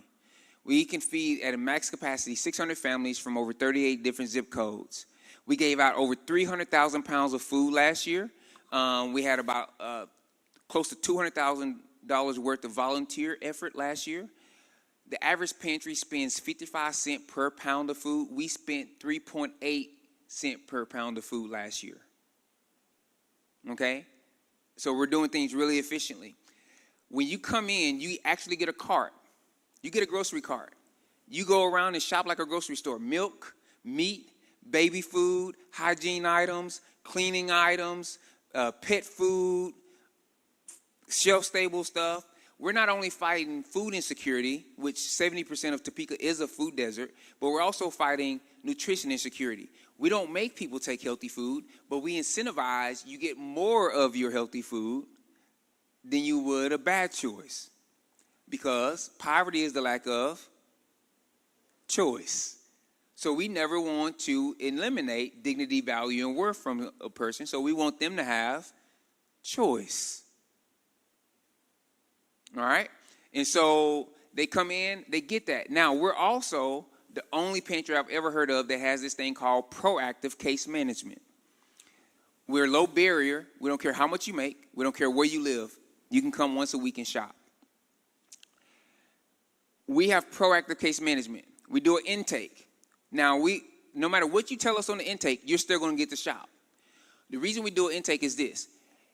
We're one of the only 2 organizations in the state of Kansas that can sign you up for SNAP through text message alone. We can screen you in 3 minutes or less to see if you qualify for SNAP. And then if you qualify within an hour while you're waiting to shop the pantry, we can sign you up for SNAP right there. And you never have to go into the DCF office, and you get your card within a week versus 45 days if you go to DCF. We have a higher approval rate if you go through us than if you go to the DCF office, which is like a 32-page application. Also, so say you come in and you qualify for free and reduced lunch, but you don't get SNAP. We sign you up for it. We reach out to you and ask if we can sign you up for it. If you make $20,000 or less and you come into the pantry, once a month you get a call from us with job opportunities that you may want to take to earn more. If you indicate that you don't have medical insurance, we reach out to you and ask you if you want to come into our medical clinic and get routine labs and physicals to see if there's anything we can get ahead of so that you don't get medical debt built up. Say you tell us in your intake that you got evicted or if you had a traumatic experience. We reach out and say, would you like to sit down with one of our therapists and have time to be able to talk about that? Say you're struggling with substance use, alcohol, or drugs. We reach out to you and say, hey, would you like to have time with our substance use therapist? We proactively reach out with all these different things instead of waiting for the person to actually ask for those services from us. We offer those things and help connect them with it. The other one is mental health. So our mental health has actually served people from 39 different Kansas cities and towns over our history. Over the last 4 years, we've given away over $100,000 worth of mental health services.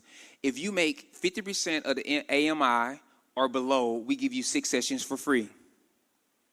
We have a fee reduction scale that goes all the way down to $10 an hour for mental health services. For every 1.86 people who inquire about either mental health or substance use, 1 person gets scheduled within a week. We have no wait list. We have evening, we have telehealth services, all that for mental health that's available. Then we look at our substance use. We have both group and individual stuff. Neighbor advocacy. We don't have case management. We have neighbor advocacy. Why? Because if you've been around any neighborhood that have a lot of crime, when somebody catches like a criminal record, they say, I caught a case. So that's already a diminishing word. And then you have case manager. People don't like to feel like you're trying to manage them.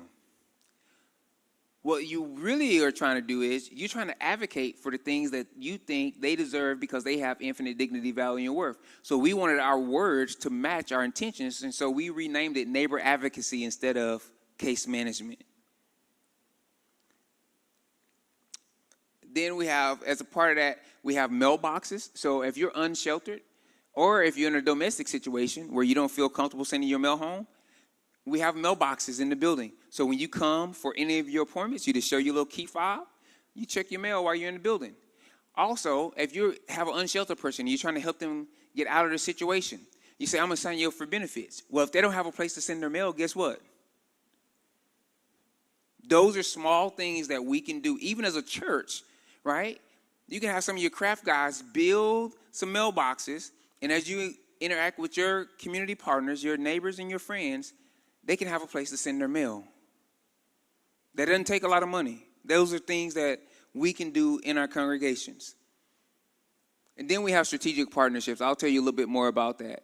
All right, so our pantry, we have different times. We have evening times, we have some daytimes. Also, remember, our goal is not to increase the number of people who shop at our pantry. Our goal is to go to zero. We want our pantry to not be needed. So here's what we do. We have times that are just open times where you can come. But if you come to any other service except for the pantry, one, if you live within a 10-mile radius of our building, which is all of Topeka, we have transportation services. We arrange travel for you to and from the appointment. Mental health, medical clinic, substance use, case management, all that stuff, we arrange travel for you. We overcome that hurdle. Two, if you come at another time for another appointment, and you say, I need food, you can shop at the end of your appointment so that you don't have to come back to the building. We only want you in the building one day a week. So we're stacking services. So when someone comes in the building, they're getting all those things at one time. This is some more about our mental health services and our behavioral health and just the impact. I've told you about that. We have groups. If you are in social work or any kind of help agency, you are able to attend our groups at just the cost of the materials, because a lot of times we know that people in the help industry are advocating for things for other people that they themselves don't have access to, and so we want to remove that barrier. Then here's the other thing. We have a calendar that lives on our website that tells when other resources are available at the same time. So you could come to the pantry, and on the same day you can sign up for SNAP, you can shop the pantry. Helping Hands may be there to do free microchipping of your dog or your cat for you. And DCF might still be in the same room to be able to help you with your LEAP or your Medicaid application at the same time. How convenient is that? Veteran sources, emergency phones, all those things in there. And so our friends and neighbors know. Also, at the beginning of every week, we put out a video. We walk through our pantry to show people what's in the pantry for that week. They are able to see, and we say, hey, we want you to know what's here so that you know the best way to use your SNAP dollars and the dollars that are in your home the wisest when you go to the grocery store. If you know what you can get here for free, then you know what you need to pay for so that you don't spend money on the same thing. That video gets over 5,000 views every week. Our Facebook page gets 1 million views every quarter. Our website gets 5,500 clicks every quarter. I'll show you how that comes into play with some other things. So we also have trauma-informed occupational therapy. We're the only place in Shawnee or Douglas County that has that service. We have chiropractic services in the building. We're the cheapest place to get an adjustment in the city. We have massage therapy services in the building.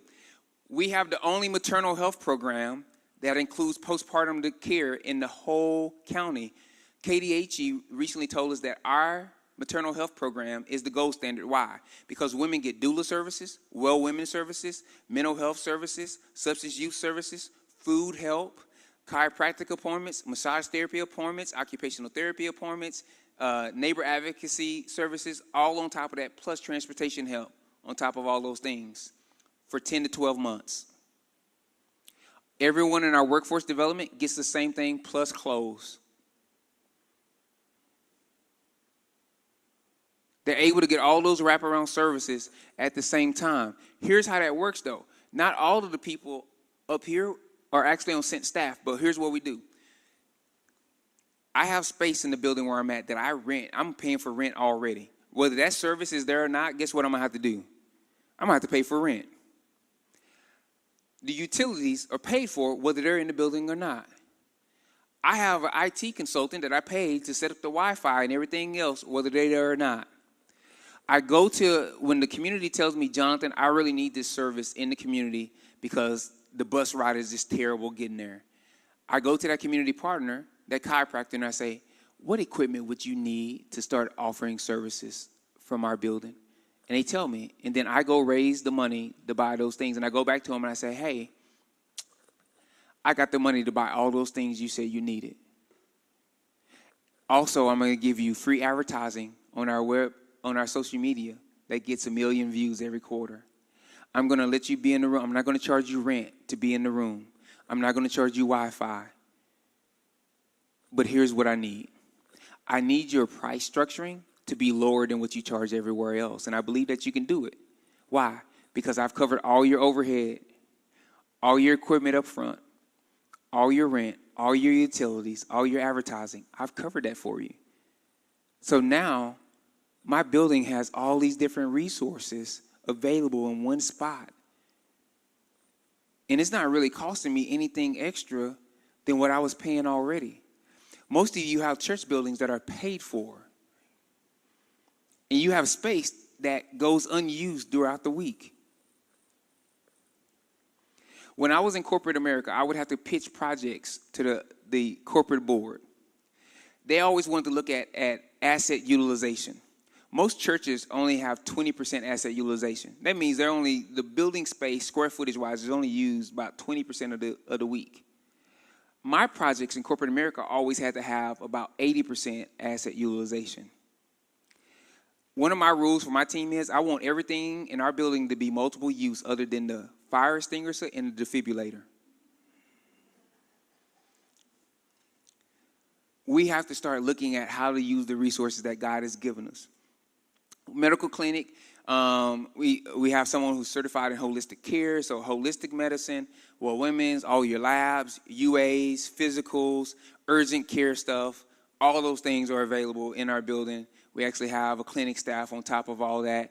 Medically assisted substance use treatment, all those things out of the building. We're actually, here's one, we're having to expand the clinic. We're trying to raise money. We're having to expand the clinic because we have so many patients coming that we need more exam rooms. So we're actually doing a $45,000 increase to expand our clinic space in our building. We'd love for y'all guys to partner with us on that. Also, we have a special deal with Amy Healthcare. So we go through and help you find different healthcare solutions. I know that we're probably all fighting for Medicaid expansion. Guess what? That we can still do some other things while we're waiting on that. Okay? Amy Healthcare is a solution where somebody can pay $5 a month to get primary health care.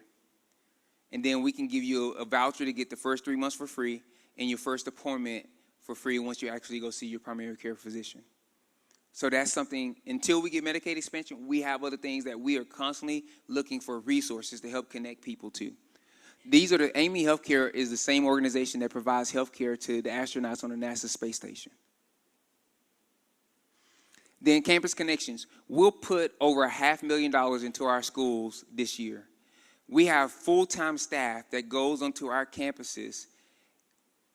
Ross Elementary, Eisenhower Middle School, Highland Park High School, Avondale Academy, all those different things. We have workforce development programs for those kids at the alternative school that are older.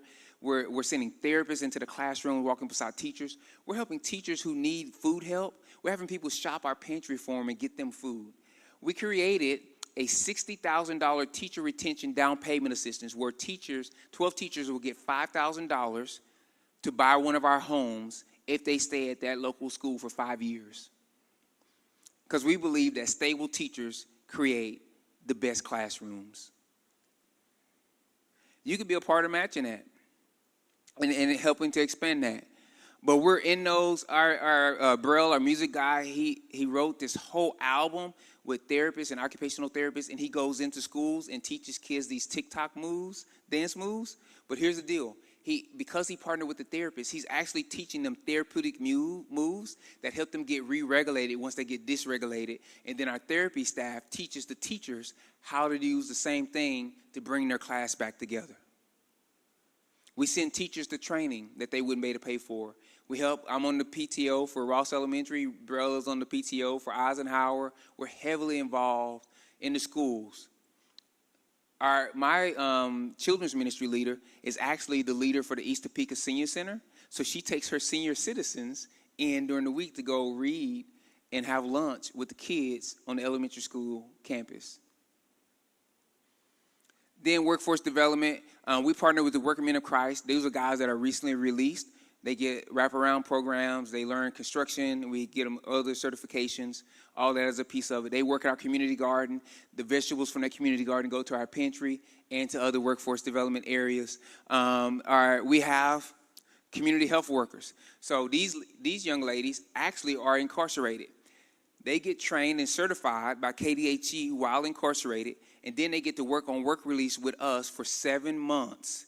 They get paid and stack money while they're doing it. $19 an hour, they get paid.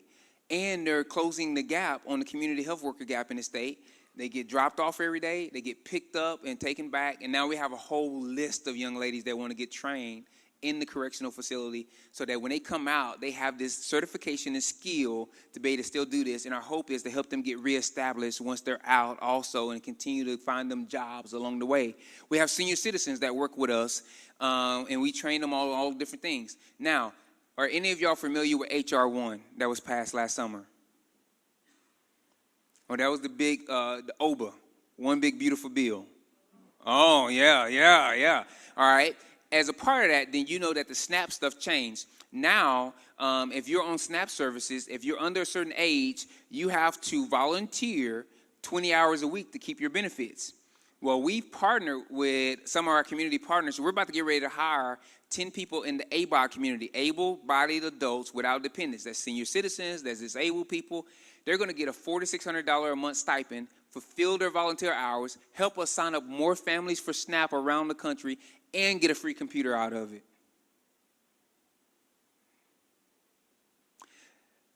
We don't live in a perfect world. We didn't like H.R. 1, but that doesn't mean that we're defeated and we can't do anything else. We serve a mighty God. We have to be ants and not flies. So housing, let me go back. Housing, I'll go quick.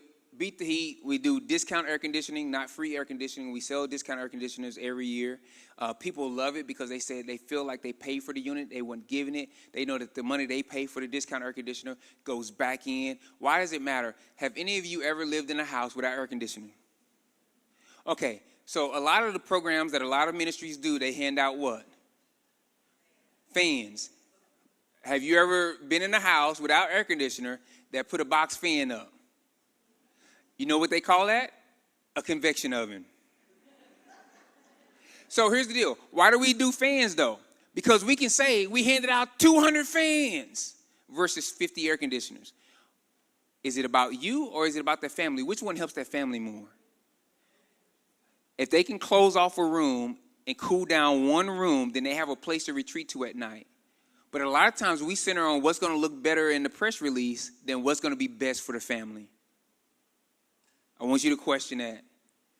Then we have our curb appeal. We actually invest up to $10,000 into the homes of existing homeowners in the neighborhood for anything you can see from the street. But they have to serve 50 hours at any nonprofit of their choice. It could be their school PTO. It could be the Boys and Girls Club. It could be the United Way. It can be even come to set up chairs for our church service. They have to serve. Once they serve those 50 hours and we raise the money, then we invest money into beautifying the homes of existing homeowners in the neighborhood. Then we build houses, we rehab houses, and then we have major developments. We build mixed income housing. Why is that important? A lot of times people want to say, we're going to build all low income housing. You would never want to group all your highest ACE score and trauma people in the same environment. That's not a healthy neighborhood. And you've built a project, which when I ask questions like, okay, you're building that, do you want to go live there? No, I would never live there. Then why are you building it for someone else? I love my kids, but eventually I want to stop writing checks to them. I want them to become self-sustainable. If we want self-sustainable neighborhoods, then we need mixed income housing, or you're never going to stop writing checks to that neighborhood. Also, if I do all low income housing, here's what happens. You know who will never qualify for those houses? School teachers, government workers. They'll never qualify for those houses if I do all programs that use government funds for extreme low-income housing. But most of the time, we don't think about that because we're throwing up units. And so it's stopping us and it's slowing us down to ask questions about what we're doing before we actually do it. That's so important. Then rent versus own. We want to sell 80% of what we transform and only rent 20%. And then, like I said, pricing, mixed income. So we're going to sell some of our units down here, and then we're going to sell some of them at market rate. We're going to rent some of them down here, and then we're going to rent some of them at market rate. There needs to be a mix for a neighborhood to be healthy. This was the first house we bought in the neighborhood. We bought it for $1,000. We thought we were going to rehab it until the inspector said, you just bought a nice lot. And so that's how we got into the house building business, because they made us tear the house down that we thought we were going to rehab. And then that's the house we built in this place. That was the house next door. This is what it looked like when we finished with it. We built Topeka's first net zero house back in 2023. Do you know what a net zero house is? A net zero house is a house that produces as much energy as it uses, okay? So why do we build that? Because 2/3 of the people within a 10-minute drive radius from our school, from Avondale East, they spend more than 50% of their income on rent alone. 23% spend more than 50% of their income on rent alone. We can't control building costs, we can't control rent costs, but if they don't have an energy bill 2/3 of the year, we just lowered their cost of living. We're the only people, now this is our new model. We're building 4 of these currently. This is our new model of net zero housing. We're the only affordable net zero builder in the state of Kansas that builds with a garage. You know why? This house will be 1,250 square feet with a 1.5 car garage. Now, why is a garage important? One, if you're a mom and you're bringing in groceries, do you want to unload them in the rain and in the snow or in the garage? Also, if you have a lawn, where are you going to place your lawnmower at? So when you see that lawn that's unkept, but you go through a neighborhood that has no garages, no sheds, where are they going to store them at? And if they don't own lawn equipment, then they have to pay someone to always come do their lawn. And if they already strapped for money, then where do they get that extra money from? You see how those things compound? All right. Also, you know why most affordable housing builders don't build with garages? A garage will add $30,000 to the cost of a house. We have figured out how we can build these houses for $162,000 as long as we build them in groups. That is the cheapest price other than an organization like Habitat who's using free labor. So we're innovating things. Also, when we build these 4, we raise some grant funds, partial. We'll rent out 3 of them. The one that we sell will pay off the loans on the 3, the rest of the loans on the 3. And those 3 rental houses, now that they don't have a note on them, will pay for my construction foreman's salary going on. So we built in a self-sustainability measure in that. We try to build most of our programs where they become self-sustaining within 2 years. If I get 6 months of support for a mental health therapist, they can be self-sustaining in 6 months. So now we're in major construction and developments. This is a 176-unit apartment complex that we'll break ground on this spring. 101 of those units will use place-based vouchers, meaning you can have 0 income and live there. Across the street, we'll be building one of your speakers. This is named after one of your speakers. It's named after Dr. Burrow New Heights. And this would be a 43-home workforce development housing complex across the street from that. And so the 3-bedroom houses will start at $185. We got a whole bunch of additional supports around that. 1/3 of your closing costs or title work is discounted. Discounts on your first year homeowner's insurance. All those different supports that we're rounding up around those different things that will enable to get in there. And then we're steadily looking for down payment assistance. 4-bedroom houses start at $195, which is a tremendous thing. The average 3-bedroom, 2-bath, 2-car garage house right now, the building Topeka costs $300,000 to $350,000. So with us starting at $185, that's a tremendous discount already. And we're constantly looking for ways to bring that price down even more. We developed this way for investors, congregations, and different things to partner with us and get a financial return on affordable housing. I have a way that if an investor says, you know what, I want to invest in affordable housing in a way that's renewable. Most of the time when you go get money to build a house, what happens is once that housing project is done, that money is gone. But we have this renewable force.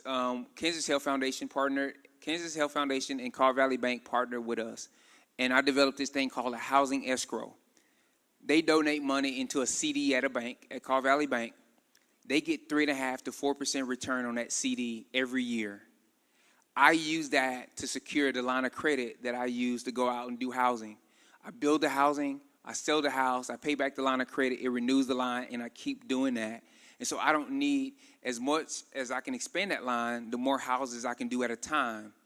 But I renew that same fund, and those organizations actually get a financial return on affordable housing.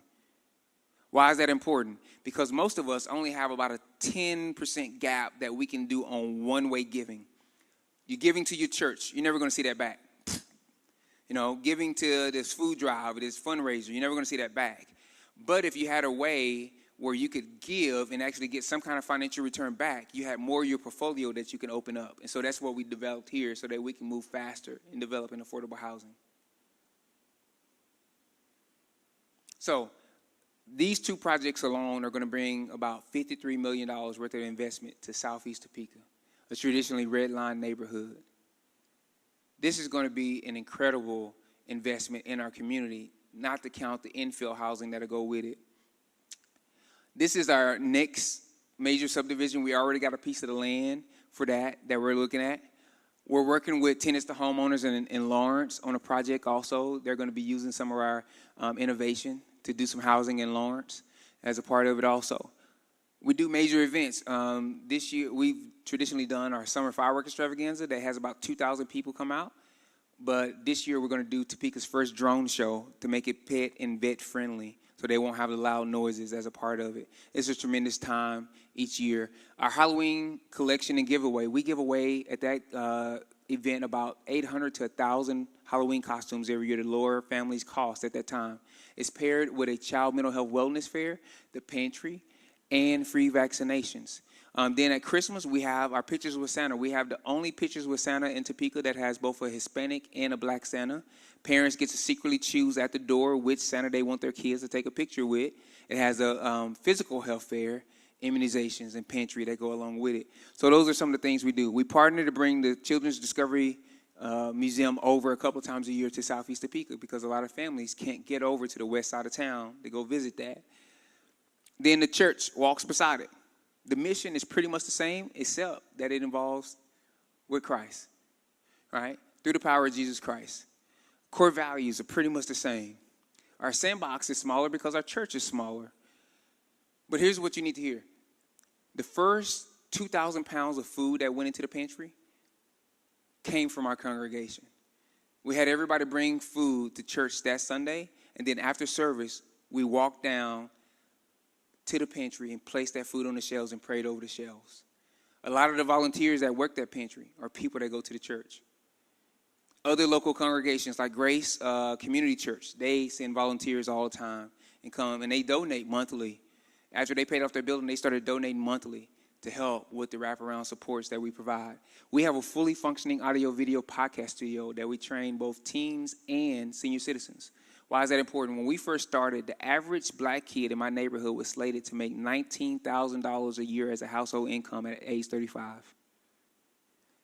We had to give some technical training or our kids were going to be lost. They're going to be in poverty forever. Then we have our family ministries. Part of that is our investment club. We have an investment club for 6th through 12th grade students. Every kid gets a scholarship to either college, tech school, or their own investment account if they're going directly into the job market. They're investing real money right now. They had about a 28% return on their investments last year. Some of them have fully functioning businesses now where they're bringing in income because they built their business plans out as a part of the investment club. We have about 40% parental participation in a 7-year financial literacy class. But it started because we started an investment club for their kids. And so they started coming along and learning along with their kids. Then our big things, we have a free community party room. So we were working with the Young Lives Ministry at Highland Park. And those young ladies who got pregnant didn't have a place to throw baby showers. So we raised money. We created a free community party room, cotton candy machine, popcorn machine, snow cone machine, AV equipment, fridges. We have a team of volunteers that decorates the room for them. they just show up with a cake. And we get to love on them and build relationships with them. Last year, we had 50 baptisms. The year before that, we had 52. Most of those came through Sent, and they were getting services, and then they asked us, why are y'all doing this? And we got to tell them. And then they just start showing up on a Sunday morning.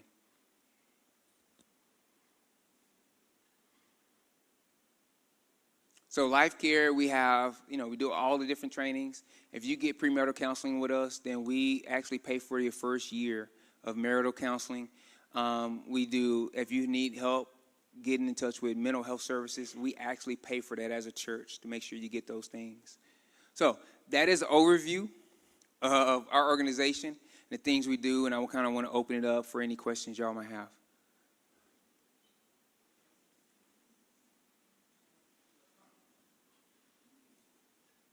All I can say is, wow, Jonathan, you overcome everything that I ever read. That's quite a presentation. I do want to just make a comment. You talked about, have you ever lived without air conditioning? I was 11 years old before I knew what electricity was. Oh, wow. So, yeah, I've been there. Yeah, my kids always ask, so did that happen in the 1900s, Dad? I'm not over 100, but I'm close. I tell my kids, I said, you mean the 80s? Is that what you mean, the 80s? Or the 90s? Yes, that was the 1900s.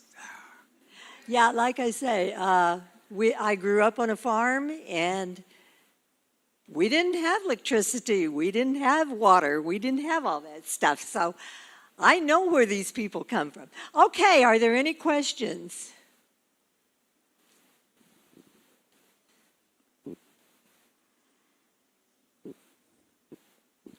I heard you speak earlier one time, and you talked about asking the teenage kids in your church about what kind of car they wanted. Yes. And I think that's a pretty exciting journey.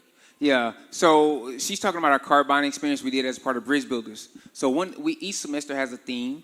So one semester, like we started out in August, and we took them to a car lot. When they got off the bus, they got a FICO score and a family profile, and they got to pick the car they wanted. Then in September, we brought in people from the bank who actually walked them through financing that car. Then in October, we brought in insurance agents that start walking them through putting insurance on it. And then some of them start saying, I'm changing the kind of car I got because I'm looking at how this is hitting the budget. And then in November, we brought in mechanics that walked them through the maintenance on the car that they picked. And then in December, we brought in Cortez Transportation, who taught them about how he turned his love for cars into a business, and then he took them all on a Christmas light tour in one of his vehicles. So we try to do as much hands-on stuff as possible. Any other questions? I'm Sally Huber from Wichita, and I'd like to know where you got the money for the startup costs to do all these great things. So the Bridge Builders Club, those funds, the beginning of those funds came from my dad dying, and I used some of his death benefits to start that. Me and my wife have personally transformed some of the houses in our neighborhood. Like I said, we always go first. With the first house, the church donated those funds, and then we leveraged that and leveraged relationships within the church. People who also had funds or had other services that they could do and lower the cost of things. The pantry, seriously, part of that started from pocket, and then us bringing food out of that. And then once we cast the vision, it just took off. We thought we were going to only feed 50 families a month out of our pantry, and we fed like 200 in the first week we opened. And so a lot of times it's easier to draw in funds once you actually start doing something, achieving something, and they see that you're behind it and you're able to work. And so that's where some of it starts. But Sent is a person-centered, data-driven organization that has dynamic programming with a short feedback loop. That's our model. So we handle more data than any organization that I know. And then we actually look at the outcomes that are coming out of it, and we tweak our programs almost weekly along those lines to do it. And so we didn't start everything at once, but it grew. And as we did one thing well, people would come to us and want to partner to see if we would want to do another thing. And often it takes risk. It takes risk in saying we're going to put ourselves out there. We don't have the total amount of funds for this, but we're going to take a risk, and we think we can do it well. And then my job is to go get it. That's what the team says. My job is to go get it. So whatever it is the neighborhood needs, the resources, I'm going to find a way to go get it for our neighborhood because I believe they're worth it. Do you do anything in other communities, like in Kansas City, Kansas, or Wyandotte County, or just? We, right now, we're working on, we just submitted a $4.26 million grant that if we get it, we'll do housing in Manhattan, Emporia, Topeka, and Lawrence, and help build micro factories and stuff. Like I said, we're kind of one of the star babies for Kansas Health Foundation. We're part of the BPEP initiative, and so every week, I'm doing multiple presentations every week and helping. My goal is not for Scent to be everywhere, but to teach other communities how to replicate the work. Right now, we're pioneering the first urban food as medicine program in the state of Kansas with an affordable CSA program. We're partnering with KC Food Hub as a part of that because they do that service already. And so we do stuff with other communities, the neighboring movement in Wichita, we partner with them. Black Entrepreneurs of Flint Hills, we partner with them. Kansas Appleseed, we partner with them. So we partner with a lot of organizations, and we share our resources and what we've learned along the way.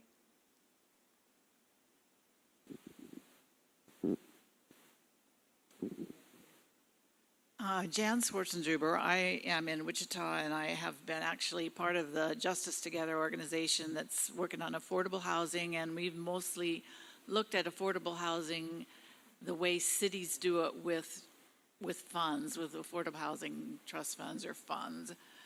And it sounds like everything you said is working great, and it has nothing to do with the city, but it must have something. In what ways do you cooperate with the city of Topeka? We are Chodo, but we don't get a lot of funds. But the city of Topeka had $165,000 total for all three of its Chodos last year. So that's it. But here's what we do. We just got a piece of land out of the land bank, right? The first piece, only the second piece of land to come out of the Topeka land bank. We're going to get ready to apply for some down payment assistance from the Affordable Trust Fund. They just started that. They have never given out any money out of it. But here's the deal. Everyone else is applying for money to do construction. Because of my renewable housing source, I don't have to apply for that. So I'm applying for a grant where I'm going to get enough down payment assistance where families will be able to walk into a home with only bringing $1,000 to closing and never spend more than 30% of their income on mortgage and not have a PMI because we've given enough down payment assistance as a part of it. You see how that makes a better deal? And they said, I think I want to support that. So I'm always trying to think about that way with the city and how to use the city as a partner and saying, I'm not going to go in totally dependent upon the city. I'm always going to tell the city, if you want to partner with this and you want to, the press release is going to come out. The question is, will your name be on the press release? And then you're going to get enough pressure on why are you not partnering with this thing that everybody else is partnering with. For instance, Lawrence brought over their whole 11-member part of the city government, and they want me to come to Lawrence to be a Chodo in Lawrence. And I told the city of Topeka, I was like, look, they want me to stop doing housing here to start doing housing in Lawrence. What are y'all guys going to offer?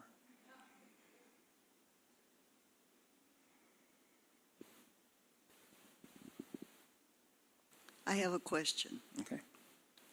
I'm Janelle McKinney, and a lot of food banks buy food from harvesters. Mm-hmm. Do you buy food from harvesters? We do get food from harvesters, and we partner with Aldi and other organizations. Also, though, one of the things we've done is we've built up multiple streams of getting food so that we're not single failure. With the government shutdown that happened last year, a lot of your food bank or food pantries fell into problems because harvesters shut down. Guess what? We had multiple streams of getting food. Why? Because you never want to build a program that has a single point of failure. It's just not smart. I wouldn't do it in the chemical industry, so why would I do it with food? one of the things I encourage y'all guys to read, a couple of good books. One is Reinventing Food Pantries and Food Banks. Our whole design for what we've built is off of that. We say we don't have a food pantry, we have a food hub with all the other services connected to it. The other thing is Toxic Charity and Charity Detox. Two really, really good books to read and develop. But Harvesters is a tremendous resource for the community. They do a tremendous job with the limited resources they have.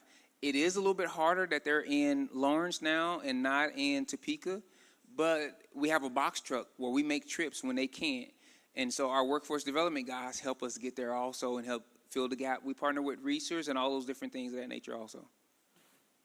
How did you find a building where you have extra space that you can have other services in it and bring in other vendors? So here's the deal. We're in Avondale East Elementary School. When we first started, we only had one office in that building. And as we grew, we took up more space in that building. Now, between my two organizations, we have the largest footprint in that building. Stout and Lundgren are being ran, kind of landlorded by CRC. And so they have space in those buildings where I encourage you to partner with CRC to look at those buildings and going in. And so that's what we looked at. And then we just look at utilizing the space well and how to make it flexible and how to use it for different purposes throughout the week and everything else as a part of it. Any other questions? Thank you, Jonathan. Thank you so much. We so appreciate what you're doing and your message. Thank you.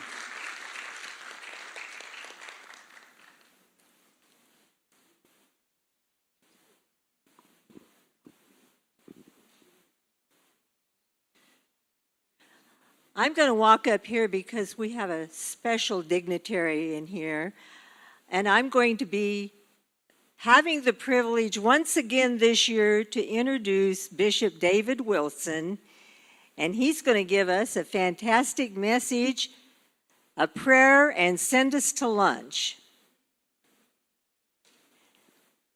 Bishop Wilson, you can either go up there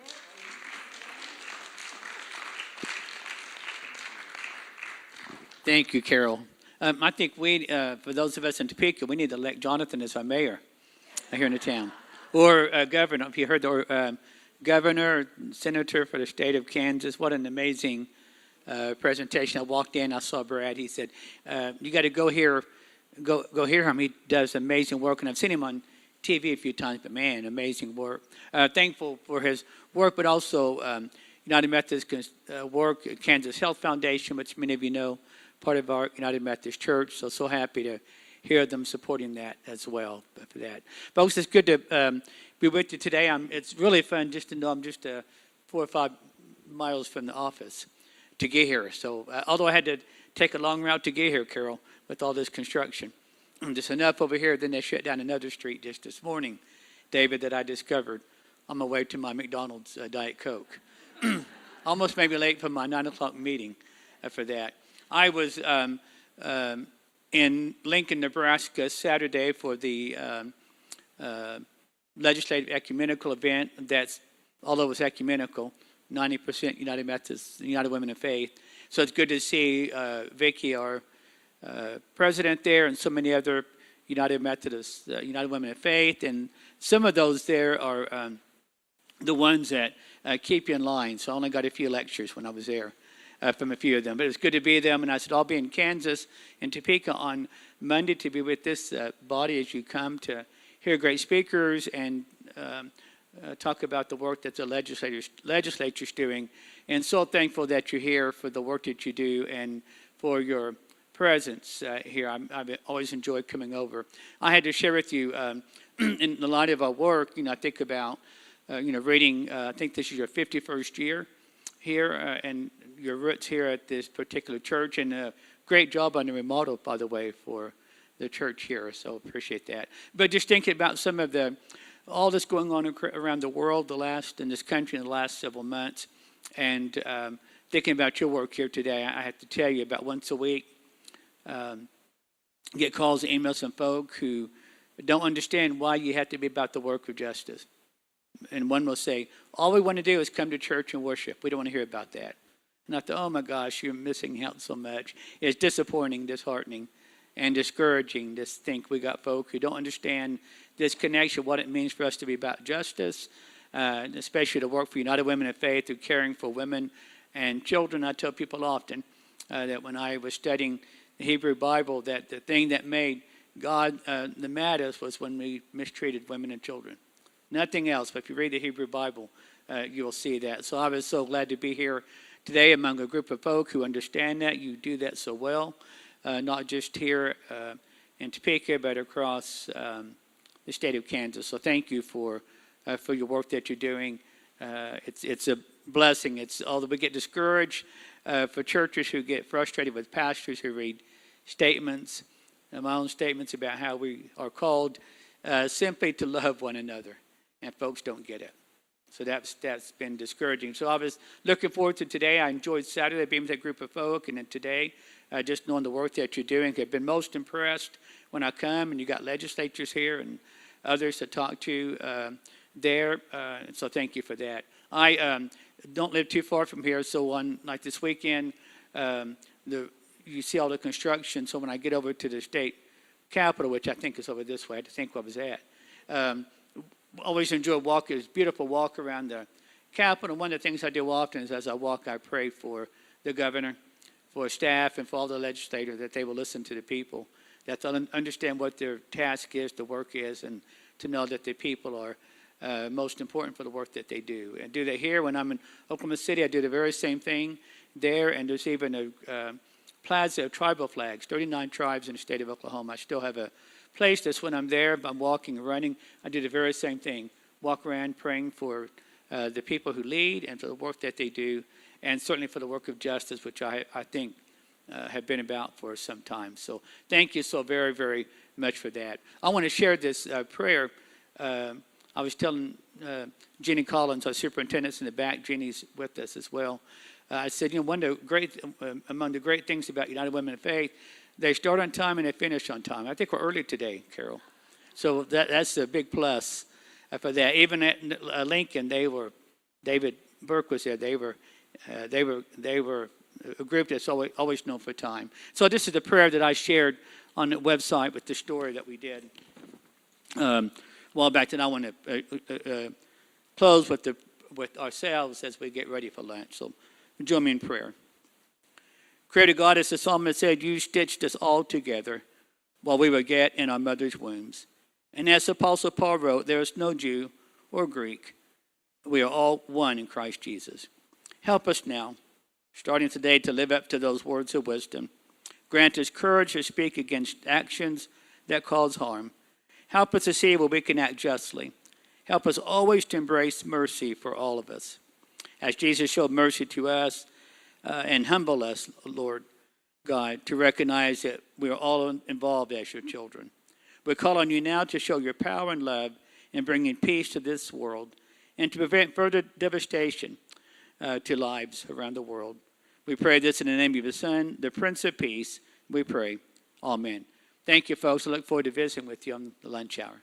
Thank you, Carol. We have one thing to finish up with here. L.E.A.F wants to talk a little bit about the tax bill. I forgot about this, so I need to fill it in. On our panel, the budget bills from both the House and the Senate contain some of those issues about vaccinations. And so someone had asked about that, and I got the information. So the House bill is 2434, and the Senate bill is 315.